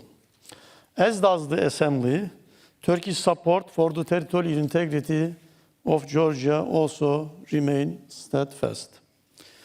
We want the conflicts in Abkhazia and South Ossetia to be resolved peacefully by upholding the sovereignty and territorial integrity of Georgia within its internationally recognized borders.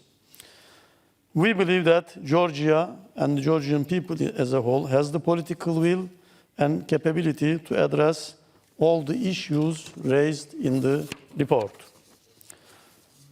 In this context, the continuing repatriation of the Meskhetian population deported by the Soviet regime is of great importance for Turkey. Since the repatriation process is complicated, sometimes time-consuming, and presents the applicants with different hurdles, as stated in the report, I would like to express that we are ready to work with Georgia to alleviate any practical, administrative, or legal barriers that may hinder this process. Finally, I would like to commend the progress made by Georgia. Here also, again, Mr. President, as you know, the Monitoring Committee postponed the visit to its meeting in Ankara. I repeat my invitation. We are ready to organize any time, and it will show the engagement of the committee to my country as recommended by Madam Mijatovic, engaging. Thank you. Thank you, Ahmed. Next in the debate, I call Mr. Rasmus Nordqvist from Denmark. You have the floor, Rasmus.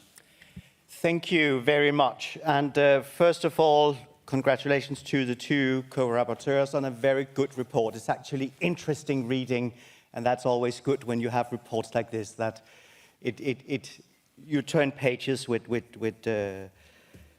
joy. But there's one point I need to go deeper into, and that is the LGBTQI situation in Georgia. I think it's very clear when you read the report and when you know the situation on the ground that change does not come only from making a box with legislation. It is a cultural change. And I think it's very sad to see the lack of progress in this area, especially with the events last year. It was shocking to see the Pride office being attacked as it was. And it was really saddening to see that the authorities were not able to protect the people who wanted to do the Pride march in Tbilisi. I mean, we need to see more progress than that, and therefore also I'm a bit concerned with the wording used in the report when it comes to the LGBTQI question, as it's only concerned about the intolerance. I actually condemn it, and I condemn that we don't see faster progress on this area in Georgia. I think it's something that should be taken very serious. It's about, first of all, of course, to have the political will to do it, but also to make the progress in people authority, training the police to be more sensible to these questions. So I hope that next time we see a report on Georgia, we will not have to tackle this question, but as it is right now, I think it's more than balanced here. I think it could be stronger in this report. Thank you. Thank you, Rasmus. Next on our list is Mr. Manuel Zingers, but I do not see him present. That means that we now go to the next speaker. It's Mr. Givi Mikanadze from Georgia. You have the floor. Thank you. Dear Mr. President, honorable colleagues, first I would like to express high appreciation to the rapporteurs for the significant work conducted for the development of this very important document. I would like to focus your kind attention on the positive aspects highlighted in the draft resolution, however, express our firm readiness to continue reforms and implementation of those commitments deriving from this resolution. As an overall assessment, we appreciate welcoming of the continued and marked progress made by Georgia in honoring its membership obligations and accession commitments. In this regard, some key areas should be brought to your kind attention. The draft resolution welcomes the constitutional reform implemented in Georgia, which resulted in a much improved constitutional framework that provides a solid basis for the strengthening of the democratic process and the independence of the judiciary in the country. It reiterates its strong support for a fully proportional election system for parliamentary elections in Georgia, which, in accordance with the constitutional amendments, will be introduced from the 2024 parliamentary elections. Considering successive elections in Georgia, the draft resolution is in line with the OSCE ODIHR and other international observing organization statements, making an overall assessment that, in general, they have been conducted in line with the European standards. Nevertheless, it should be noted that on an initiative of the ruling party, the Georgian Dream, a temporary commission on inquiry on 2020 parliamentary elections was set up in the parliament during February-July 2021. Besides numerous offers to the opposition parties to engage in the work of the Commission, or at least to provide any evidence on their allegations of rigged elections, unfortunately, our invitation did not yield any results. The Commission, comprising of the Georgian Dream and opposition party European Socialist members, has conducted a relevant investigation in the most transparent way. Consequently, the Parliament has adopted conclusions and resolutions stating that there had been a number of technical mistakes which could not have impacted the overall results of the elections, and that the elections had been conducted in line with the acting legislation and the result had been fully in line with free choice of the voters. The draft resolution highlights the consensual adoption of the new rules of procedure of the Parliament, which is an important instrument to strengthen parliamentary oversight that has already shown positive dynamics.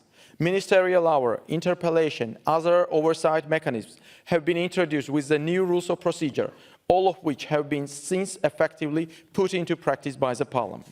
The draft resolution welcomes Georgia's commitment to fight corruption and encourages the authorities to continue their efforts concerning corruption.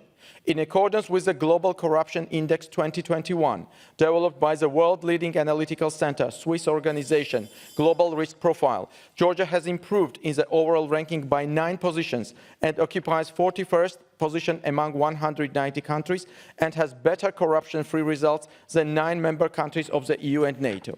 The draft resolution provides a clear understanding of those developments taking place in Georgia. Nevertheless, we are committed to making faster progress for democratic developments in Georgia and express our readiness to continue close cooperation with the Council of Europe. Thank you for your attention.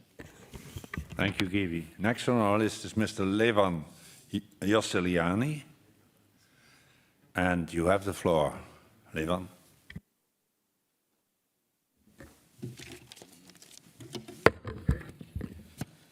Thank you, Mr. President. Thank you, everyone who did a great job creating this report on Georgia. I understand quite well the problems mentioned in the document for which the Georgian government is responsible. One of the chapters reviews the Russian aggression against Georgia and its consequences. Yes, Georgian people perceive and feel the most about how Russia is acting today in Ukraine. Georgia has experienced military attack by Russia on its own. Since 2008, Russia has been carrying out creeping occupation and permanently violation of fundamental rights of the citizens of Georgia. All these are very visible and tangible. However, at the same time, Russian propaganda is spreading disinformation from all its resources, constantly planning deliberate provocations in order to endanger the democratic developments of Georgia. Thus, Russian politics threaten not only the security of the sovereignty of the specific countries, but also of the entire democratic values. However, despite Russian propaganda, democratic development is a choice of the people of Georgia, and no one can change that. Of course, We have significant problem in many areas, and it's mentioned in the report. As opposition MP, I guess how important it is to carry out fundamental reforms to solve all these problematic issues. It's vital that the whole Georgian political spectrum take responsibility for the implementation of the judicial reform, further improvement of the pre-election period, creating of the guarantee for the protection of the human rights and the development of the political institutions. But I do believe that it will be impossible for Georgian politicians to refuse to carry out any vital reforms because the Western values, democratic development and the moving towards Europe are the declared choice of the Georgian people. Mr. President, since gaining independence, after 3 wars with the Russian Federation, we, the Georgian people, really deserve European future. Thank you. Thank you, Levan. The last speaker on the list is Mr. Irakli Chikovani from Georgia. Thank you, Mr. Chairman. First of all, of course, I have to join all of my colleagues thanking our rapporteurs. I have to underline that these gentlemen, our colleagues, have a very deep understanding of a situation that is ongoing in Georgia. And I have to underline that they have been dedicated to the issues of Georgia, and we always felt the support from their side and also from the Secretariat to support Georgia on the democratic reforms and to support Georgia when it's necessary and needed. I would like to address some issues that have been raised, and of course, realizing that this report is a report that reflects number of years, quite a large number of the years. And I'm glad to see and read out that in every aspect, there is a positive development and there's a clear understanding that Georgia had made progress. Of course, realizing that we need to continue this progress, cannot revert, and this will not be reverted. Here, I would like to emphasize that we, as discussed this report, the new Constitution of Georgia has provided the solid ground. This was the clear transformation of Georgia, where we have a truly European constitution where checks and balances are introduced at its highest level. I have to make sure and clearly understand and want to provide you with the information that here was a number of times mentioned that there is need for an evaluation of the 4 waves of the reforms that we had in judiciary. I can tell you that already now, Georgian Dream, the majority party, has initiated the reorg process and addressed every political party on the Georgian scene to provide their assessments, what has been done and what is to be done for the future to improve the judiciary. And this process is underway. Of course, I have to also underline and address the issue of the administrative code. And I will reflect and share with you information that already now, as we speak, the Committee on Judiciary of the Georgian Parliament has included the revision of this code within its annual national plan for the 2022. Of course, the hate speech, this is a problem. The polarization, this is a problem. And frankly, I have to say as a politician, I myself and the number of my colleagues from the opposition too, I have to say, came as a target of the hate speech, came as a target of the bullying. And this is the big problem. And I think we have to work together, and we will continue to work together about these issues. Here, I have to say at the same time that it is unfortunate to say that there is only one political group of EPP that did not see any positive developments in Georgia. I understand why, because it was represented by a UNM representative. I don't want to bring the polarization into this hemicycle, but I have to say that the Georgians are committed to the reforms and that Georgians are committed to their European path. The time allows them, and just a few seconds to say, there will be a number of amendments that are tabled by the ruling majority here for this resolution. And I would like to address all of you to support them, and in particular support those who talk about the situation on the occupied territories of Georgia. Those amendments that clearly provide the update of the recent developments and send a clear message that the occupation, barbarization, and the annexation of the Georgian territories are not acceptable for this organization. Thank you very much. Thank you, Irakli. And this concludes the list of speakers. Now I call to make their concluding remarks the two co-rapporteurs, and first I call our co-rapporteur Claude Kern. Claude, you have the floor. Merci, Monsieur le Président. Tout simplement, peut-être deux remarques, parce que Titus va compléter pour le reste. En ce qui concerne la Convention d'Istanbul, elle a bien été signée par la Géorgie en 2014, mais elle a également été ratifiée et elle est entrée en vigueur en 2017. Donc c'est un pays qui est très en pointe au niveau de la Convention d'Istanbul. Et puis en ce qui concerne la problématique des LGBTI, nous avons naturellement pris en compte le rapport et nous partageons les conclusions de ce rapport de la Commission pour l'égalité. Et nous savons que malheureusement, les changements de mentalité ne se font pas du jour au lendemain. Les autorités, nous avons discuté avec les autorités sur ce point. Il y a des enquêtes en cours, les enquêtes avancent. Donc, nous ne nous émissions pas là. Et les autorités nous ont dit qu'elles étaient prêtes à s'engager davantage sur cette problématique des LGBTI. Et nous allons naturellement suivre ça de très, très près. Merci, Claude. Titus? Yes, Mr. President, maybe I will take also one extra minute from Claude Kern's time that was allowed. The first comment, the issue of the extreme polarization, the issue of hate speech, and the issue of political culture that was mentioned by one of the colleagues that took the floor.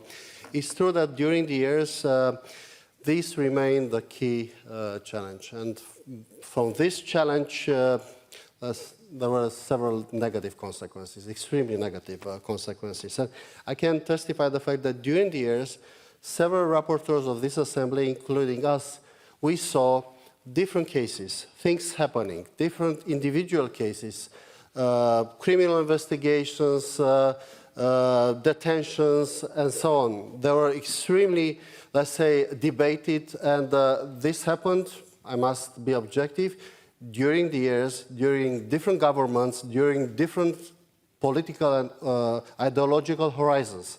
What should be learned, and this is the essence of this, maybe this discussion, is the fact that this extreme polarization and the mistakes that are repeated and repeating during the years are not harmful necessarily for who is in power at that moment, because the next time it will be in the opposition, but is extremely harmful for the country itself and for the interests of the nations. We saw different individual cases. We discussed it without entering publicly now into details in extremely clear terms, the issue of the treatment in the custody for the former president, Mr. Saakashvili, why the rapporteurs are obliged in any country, in any situations, to respect the independence of the judiciary. We discussed it in very clear terms, the treatment, the bad treatment, and we condemned it. We asked the investigation, and we asked to be stopped the bad treatment and to offer the proper medical assistance. But the issue remains. And this is, once again, an appeal addressed to all the colleagues, power in the opposition, to take very seriously into account this issue of extreme polarization, which is harming the essence of the interests of the Georgian population. Because in the end, I will come back very briefly to two things. The Russian aggression against Ukraine, against Georgia, and 20% of the territory being occupied by the Russian military forces. I personally was stopped a number of years ago in front of a military basis in South Ossetia, being accompanied by EUMM mission and not being allowed to enter in the sovereign territory of Georgia, at least to look on the very delicate humanitarian aspects. And this is a reality. And this is because it's a Russian aggression. All the time this organization, and also this report is underlining, and we said it in Tbilisi, strongly supported the territorial integrity, sovereignty, and independence. And we should repeat it again and again. It is the case with Ukraine, it is the case with the Republic of Moldova, it is the case with Georgia. And my final conclusion, precisely because of these challenges, when we are speaking about EU and NATO accession as a fundamental goals of Georgia, and we are deeply impressed by the constant high level of support from the Georgian population despite these challenges. This should be the key elements to reunite the efforts of both power and the opposition. These are the key and the goals that should be, let's say, reunite the political efforts, and this is one of the fundamental elements to be used to get out from this political extreme polarization. Thank you very much, Mr. President. Thank you very much. And Mr. Claude Kern wants to add one last remark. Claude, you have the floor. Oui, merci Monsieur le Président. Juste deux petites remarques. Une première, en ce qui concerne le système à la proportionnelle pour les élections, 2024 peut paraître loin, mais ce n'est pas si loin que ça, puisque ça correspond aux prochaines échéances électorales. Et puis je voudrais remercier le secrétariat de la Commission et principalement Bastian Klein pour nous avoir accompagnés dans cette lourde tâche. Merci. Merci à vous, and indeed also thanks a lot to our secretariat, who helps us to do our work and without whom we could not do our work. Does the Vice Chairman of the committee wishes to speak? Mr. Seidov, you have the floor.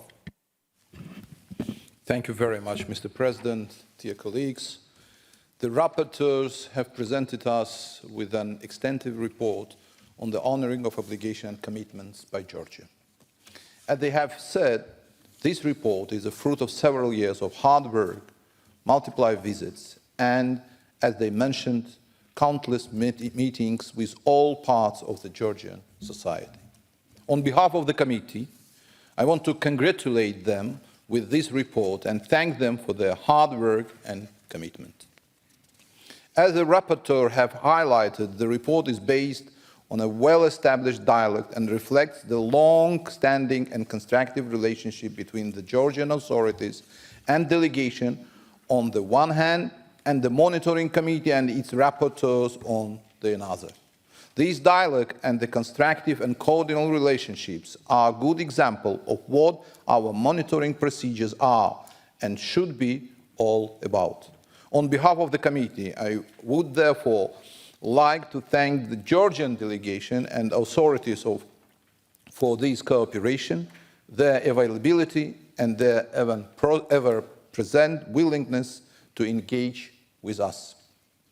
In this report and in the resolution before you, the rapporteurs have taken stock of the honouring of the membership obligations and accession commitments of Georgia to the Council of Europe. They have outlined the ample progress made, but also pointed out the shortcomings and deficiencies which they exist and recommend ways to satisfactorily address these issues. By doing so, they have tried and, in my opinion, achieved to provide a clear and concrete perspective for the country about what needs to be done to move to a post-monitoring dialogue. On behalf of the committee, I therefore ask you to adopt this resolution and the amendments that have been supported by the committee, which have the full support of the rapporteurs. Thank you very much, Mr. President. Thank you, Mr. Seidov. The debate now is closed. The Committee on Political Affairs and Democracy has presented a draft resolution to which 10 amendments have been tabled. I ask parliamentarians participating remotely to ask for the floor only when they have to support their own amendment or wish to speak against an amendment. I understand that the Vice Chairman of the Committee of Ministers, the Vice Chairperson of the Committee on the Honouring of Obligations and Commitments by Member States of the Council of Europe, which we call not the Committee of Ministers but the Monitoring Committee, wishes to propose that to the Assembly that the amendments 2, 5 and 6 to the draft resolution, which were unanimously adopted by the committee, should be declared as agreed by the Assembly. Is that so, Mr. Seidov? Yes, Mr. President. That is the case. Does anybody object? No. There is an objection. If so, please.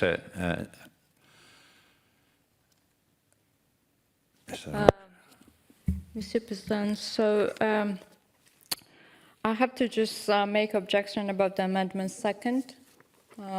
which is saying that excuse me. In the draft resolution, paragraph 9, second sentence after the word despite the insert with the word substantial. I mean, actually it changed the whole context. I mean, there is no substantial. So, Okay. Yeah. Okay. Yeah. There is an objection, so we will take them individually, the amendments. That's clear, yeah. Then I also understand that the chairperson of the vice chairperson of the committee of the Monitoring Committee wishes to propose to the Assembly that the amendments 1, 3 and 4 to the draft resolution, which were rejected by the committee with a 2/3 majority, be declared as rejected. Is that so, Mr. Seedorf? Yes, Mr. President. Thank you very much. Is there any objection to this proposal? As you do not see, as nobody objects, the amendments 1, 3 and 4 to the draft resolution are rejected. We will now consider the remaining amendments individually. The amendments will be taken in the order in which they appear in the compendium. We come to amendment number 2. I call Mr. Schikovani to support amendment number 2. You have 1 minute, sir. The amendment suggests that we insert the one word substantial, which is actually the reflection of the report that was produced by the rapporteurs. Over the years, a number of important changes have taken place, and they are in place, although realizing that the further reforms are needed, and this is where we suggest that actually truly puts the true picture into the resolution. Thank you. Does anybody wish to speak against the amendment? You have the floor. Yeah, actually, this substantial means that there was a huge progress. And the Venice Commission, and especially after the withdrawal of the Michel document, and Michel document is brokered by the EU, were remembered by GD ruling party. So actually no substantial reform has been made in the judiciary. And unfortunately, as report said in the paragraph 10, the political instrumentation of the judicial sector is a kind of very huge problem. So that's why I don't think the substantial definitely expresses the idea of the report. Thank you. Thank you very much. The committee has unanimously adopted this amendment. I now shall put the amendment to the vote. Vote is open.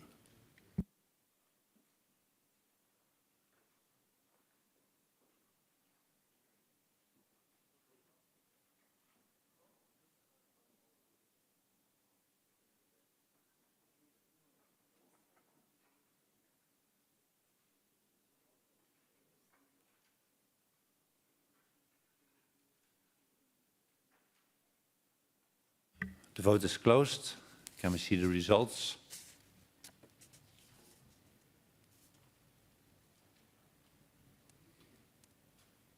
The amendment is adopted.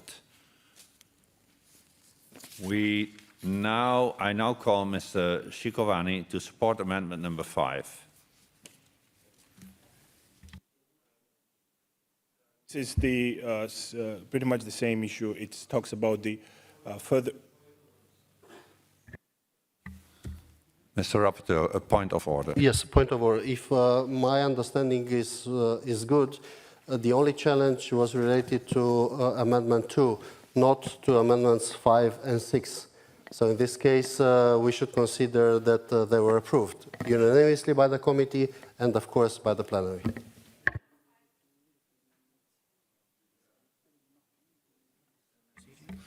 The problem is, Mr. Kolatian, that it's in our rules a kind of all or nothing. If the proposal is made and there is an objection, then in the end we all have to take them individually. I advise the Rules Committee to take a look at that, but this is for now the situation, so I really will do it in this way. So I call on Mr. Schikovani to support amendment number 5. Thank you, Mr. Chairman. This suggests that the number of important changes have taken place in regards to the Georgia National Communications Commission, and it truly has been evaluated as one of the good legislations that we have, not only within our region, but also in general. Of course, realizing and understanding the intent that is provided by the rapporteurs and the committee within its resolution, we just suggest to reflect this and further continue the enhancement of this organization. Thank you. Thank you, Mr. Ciccovanni. Does anybody wish to speak against the amendment? Madam Dekanovice, you have the floor. With due to all respect, I have to contradict my colleague Irakli. Actually, again, what we're talking in the report is that the state institutions are not independent because, you know, the ruling party is merged with the institutions. So further strengthen the independence of Georgian National Communication Commission means that it is already independent. So actually, my recommendation to my colleagues will be that it definitely changed the structure and the meaning and the formula. So what our honorable colleagues mean. So I definitely just call my colleagues not to vote for this amendment. Thank you. Thank you, Madam. The committee has unanimously adopted this amendment. I shall now put it to the vote. The vote is open.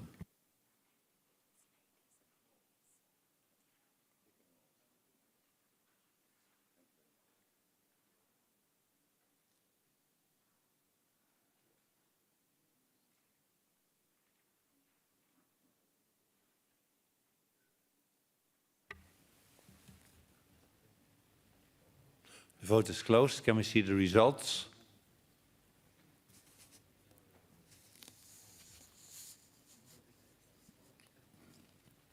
The amendment has been carried. I call Mr. Ciccovanni to support amendment number 6.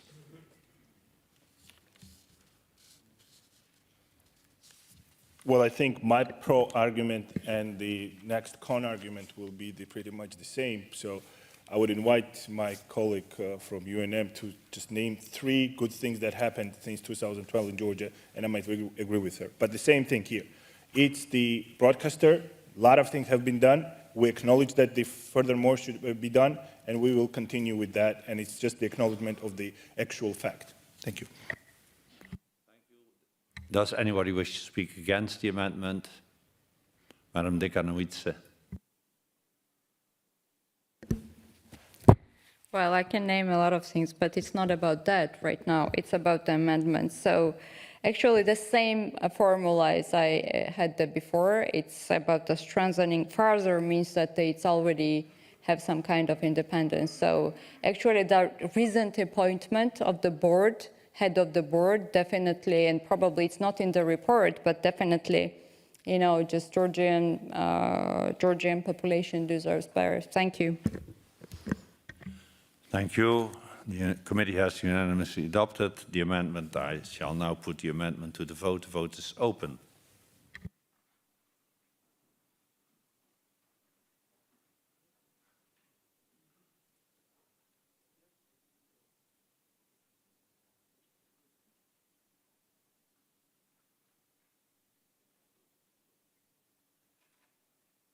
The vote is closed. May I ask the results to be displayed?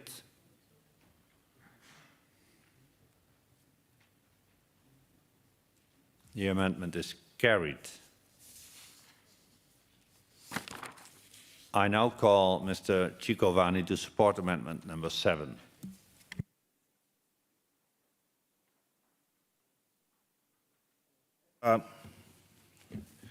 This amendment actually shows that actual picture, because at the time that the report was prepared and in between today, we actually had some new developments with regard to the investigation of the events of the last year, and people were sentenced to concrete imprisonment and are taken into custody.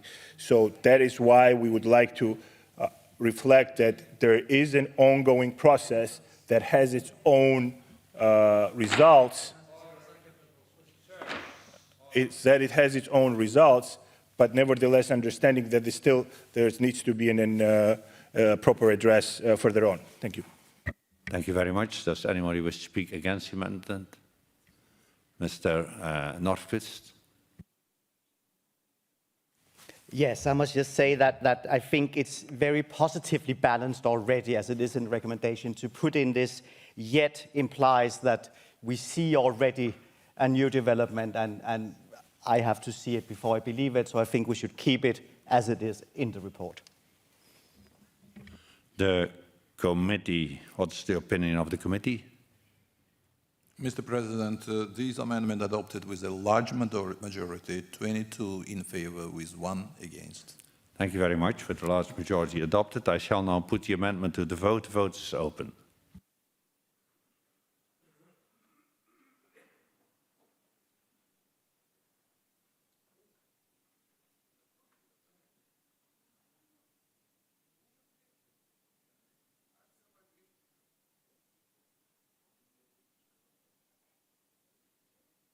The vote is closed. Can we see the results? The amendment is carried. I now call Mr. Ciccovanni to support amendment number 8. Well, this amendment, sir, reflects the grave humanitarian situation that we have on the occupied territories.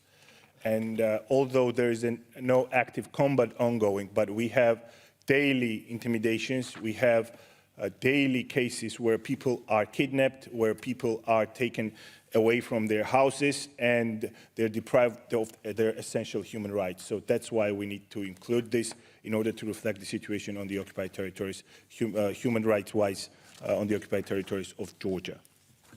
Thank you very much. Does anybody wish to speak against the amendment? Madam Dekanovice. Not against, just I want to make a comment, just not No, to sorry. You only get the floor when you are speaking against. If you don't speak against, you do not get the floor. Okay, thank you. Thank you. What is the opinion of the committee? Mr. President, this amendment adopted by a large majority, 22 to 1. Thank you very much, Mr. Seydov. Adopted with a large majority. I now shall put the amendment to the vote. The vote is open.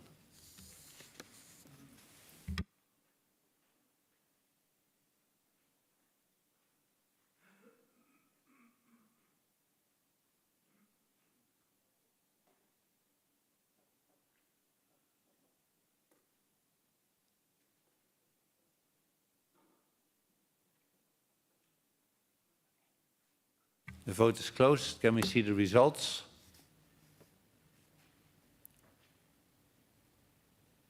The amendment is carried. I now call Mr. Ciccovanni to support amendment number 9.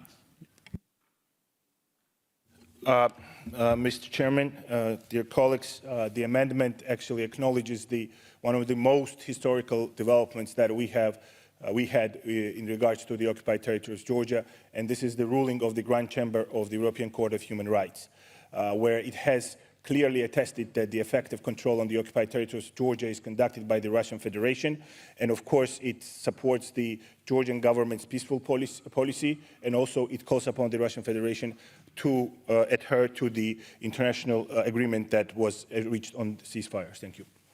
Thank you. Does anybody wish to speak against the amendment? That is not the case. The opinion of the committee, Mr. Seydov. Mr. President, has been adopted with a large majority, the same 22 to 1. Thank you. Thank you very much. Adopted with a large majority. I now shall put the amendment to the vote. The vote is open.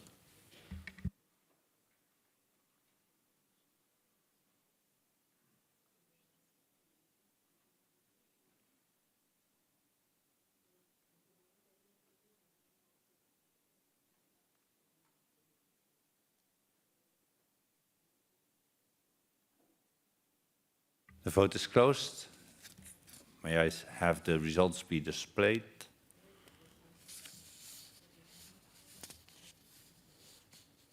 The amendment is adopted unanimously. I now ask Mr. Ciccovanni to support amendment number 10.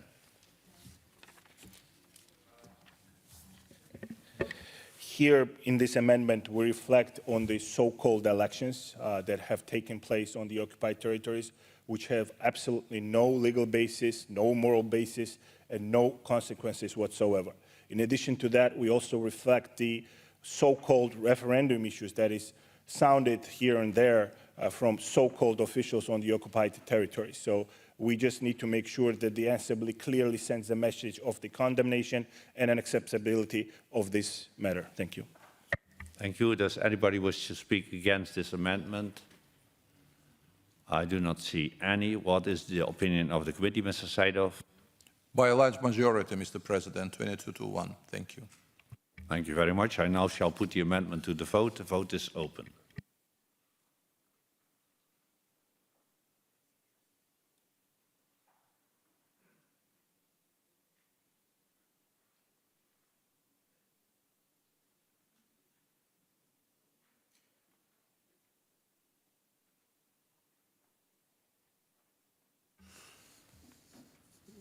The vote is closed. Can I ask for the results to be displayed?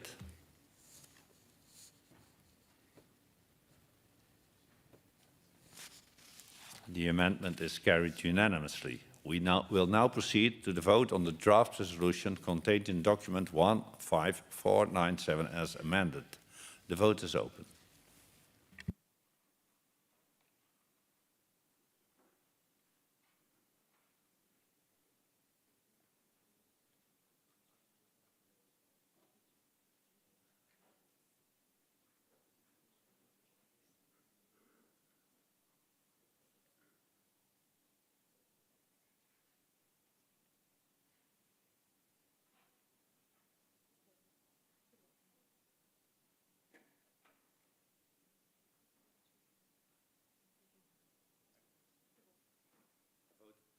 The vote is closed. Can I see the results? Can we see the results?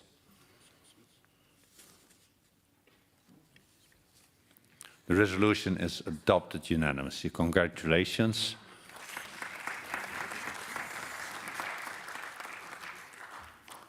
Dear colleagues, we will now turn to the progress report of the Bureau. This afternoon, the Bureau has proposed several references to committees. They are set out in the progress report in document 15503 and the addendum number 3. These references must be submitted for the ratification by the Assembly in accordance with Rule 26.3 of the rules. Are there any objections to these references? That is not the case.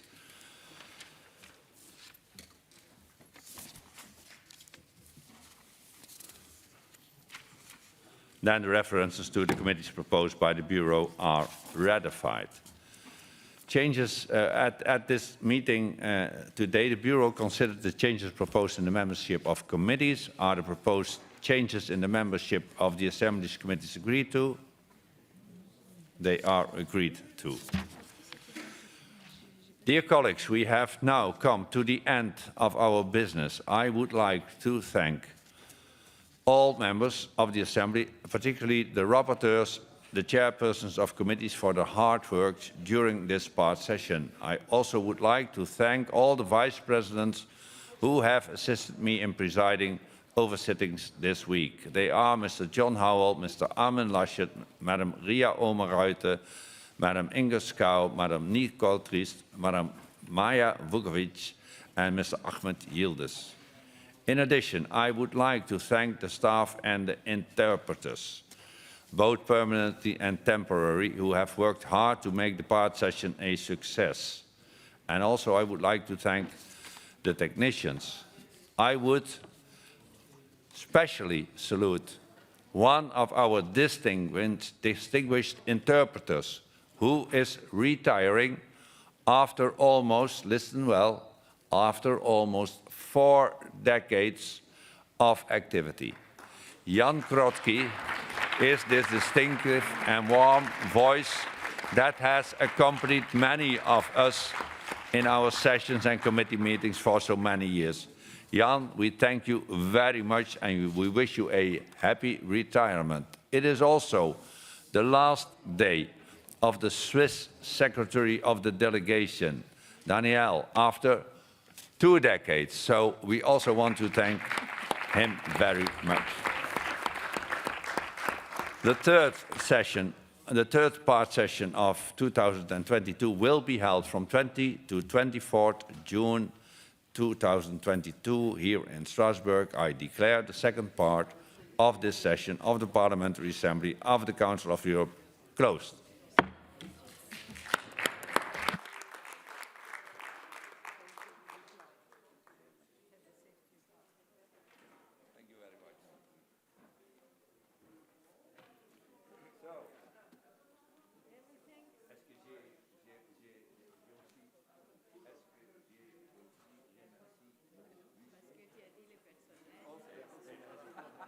Merci à vous. Merci à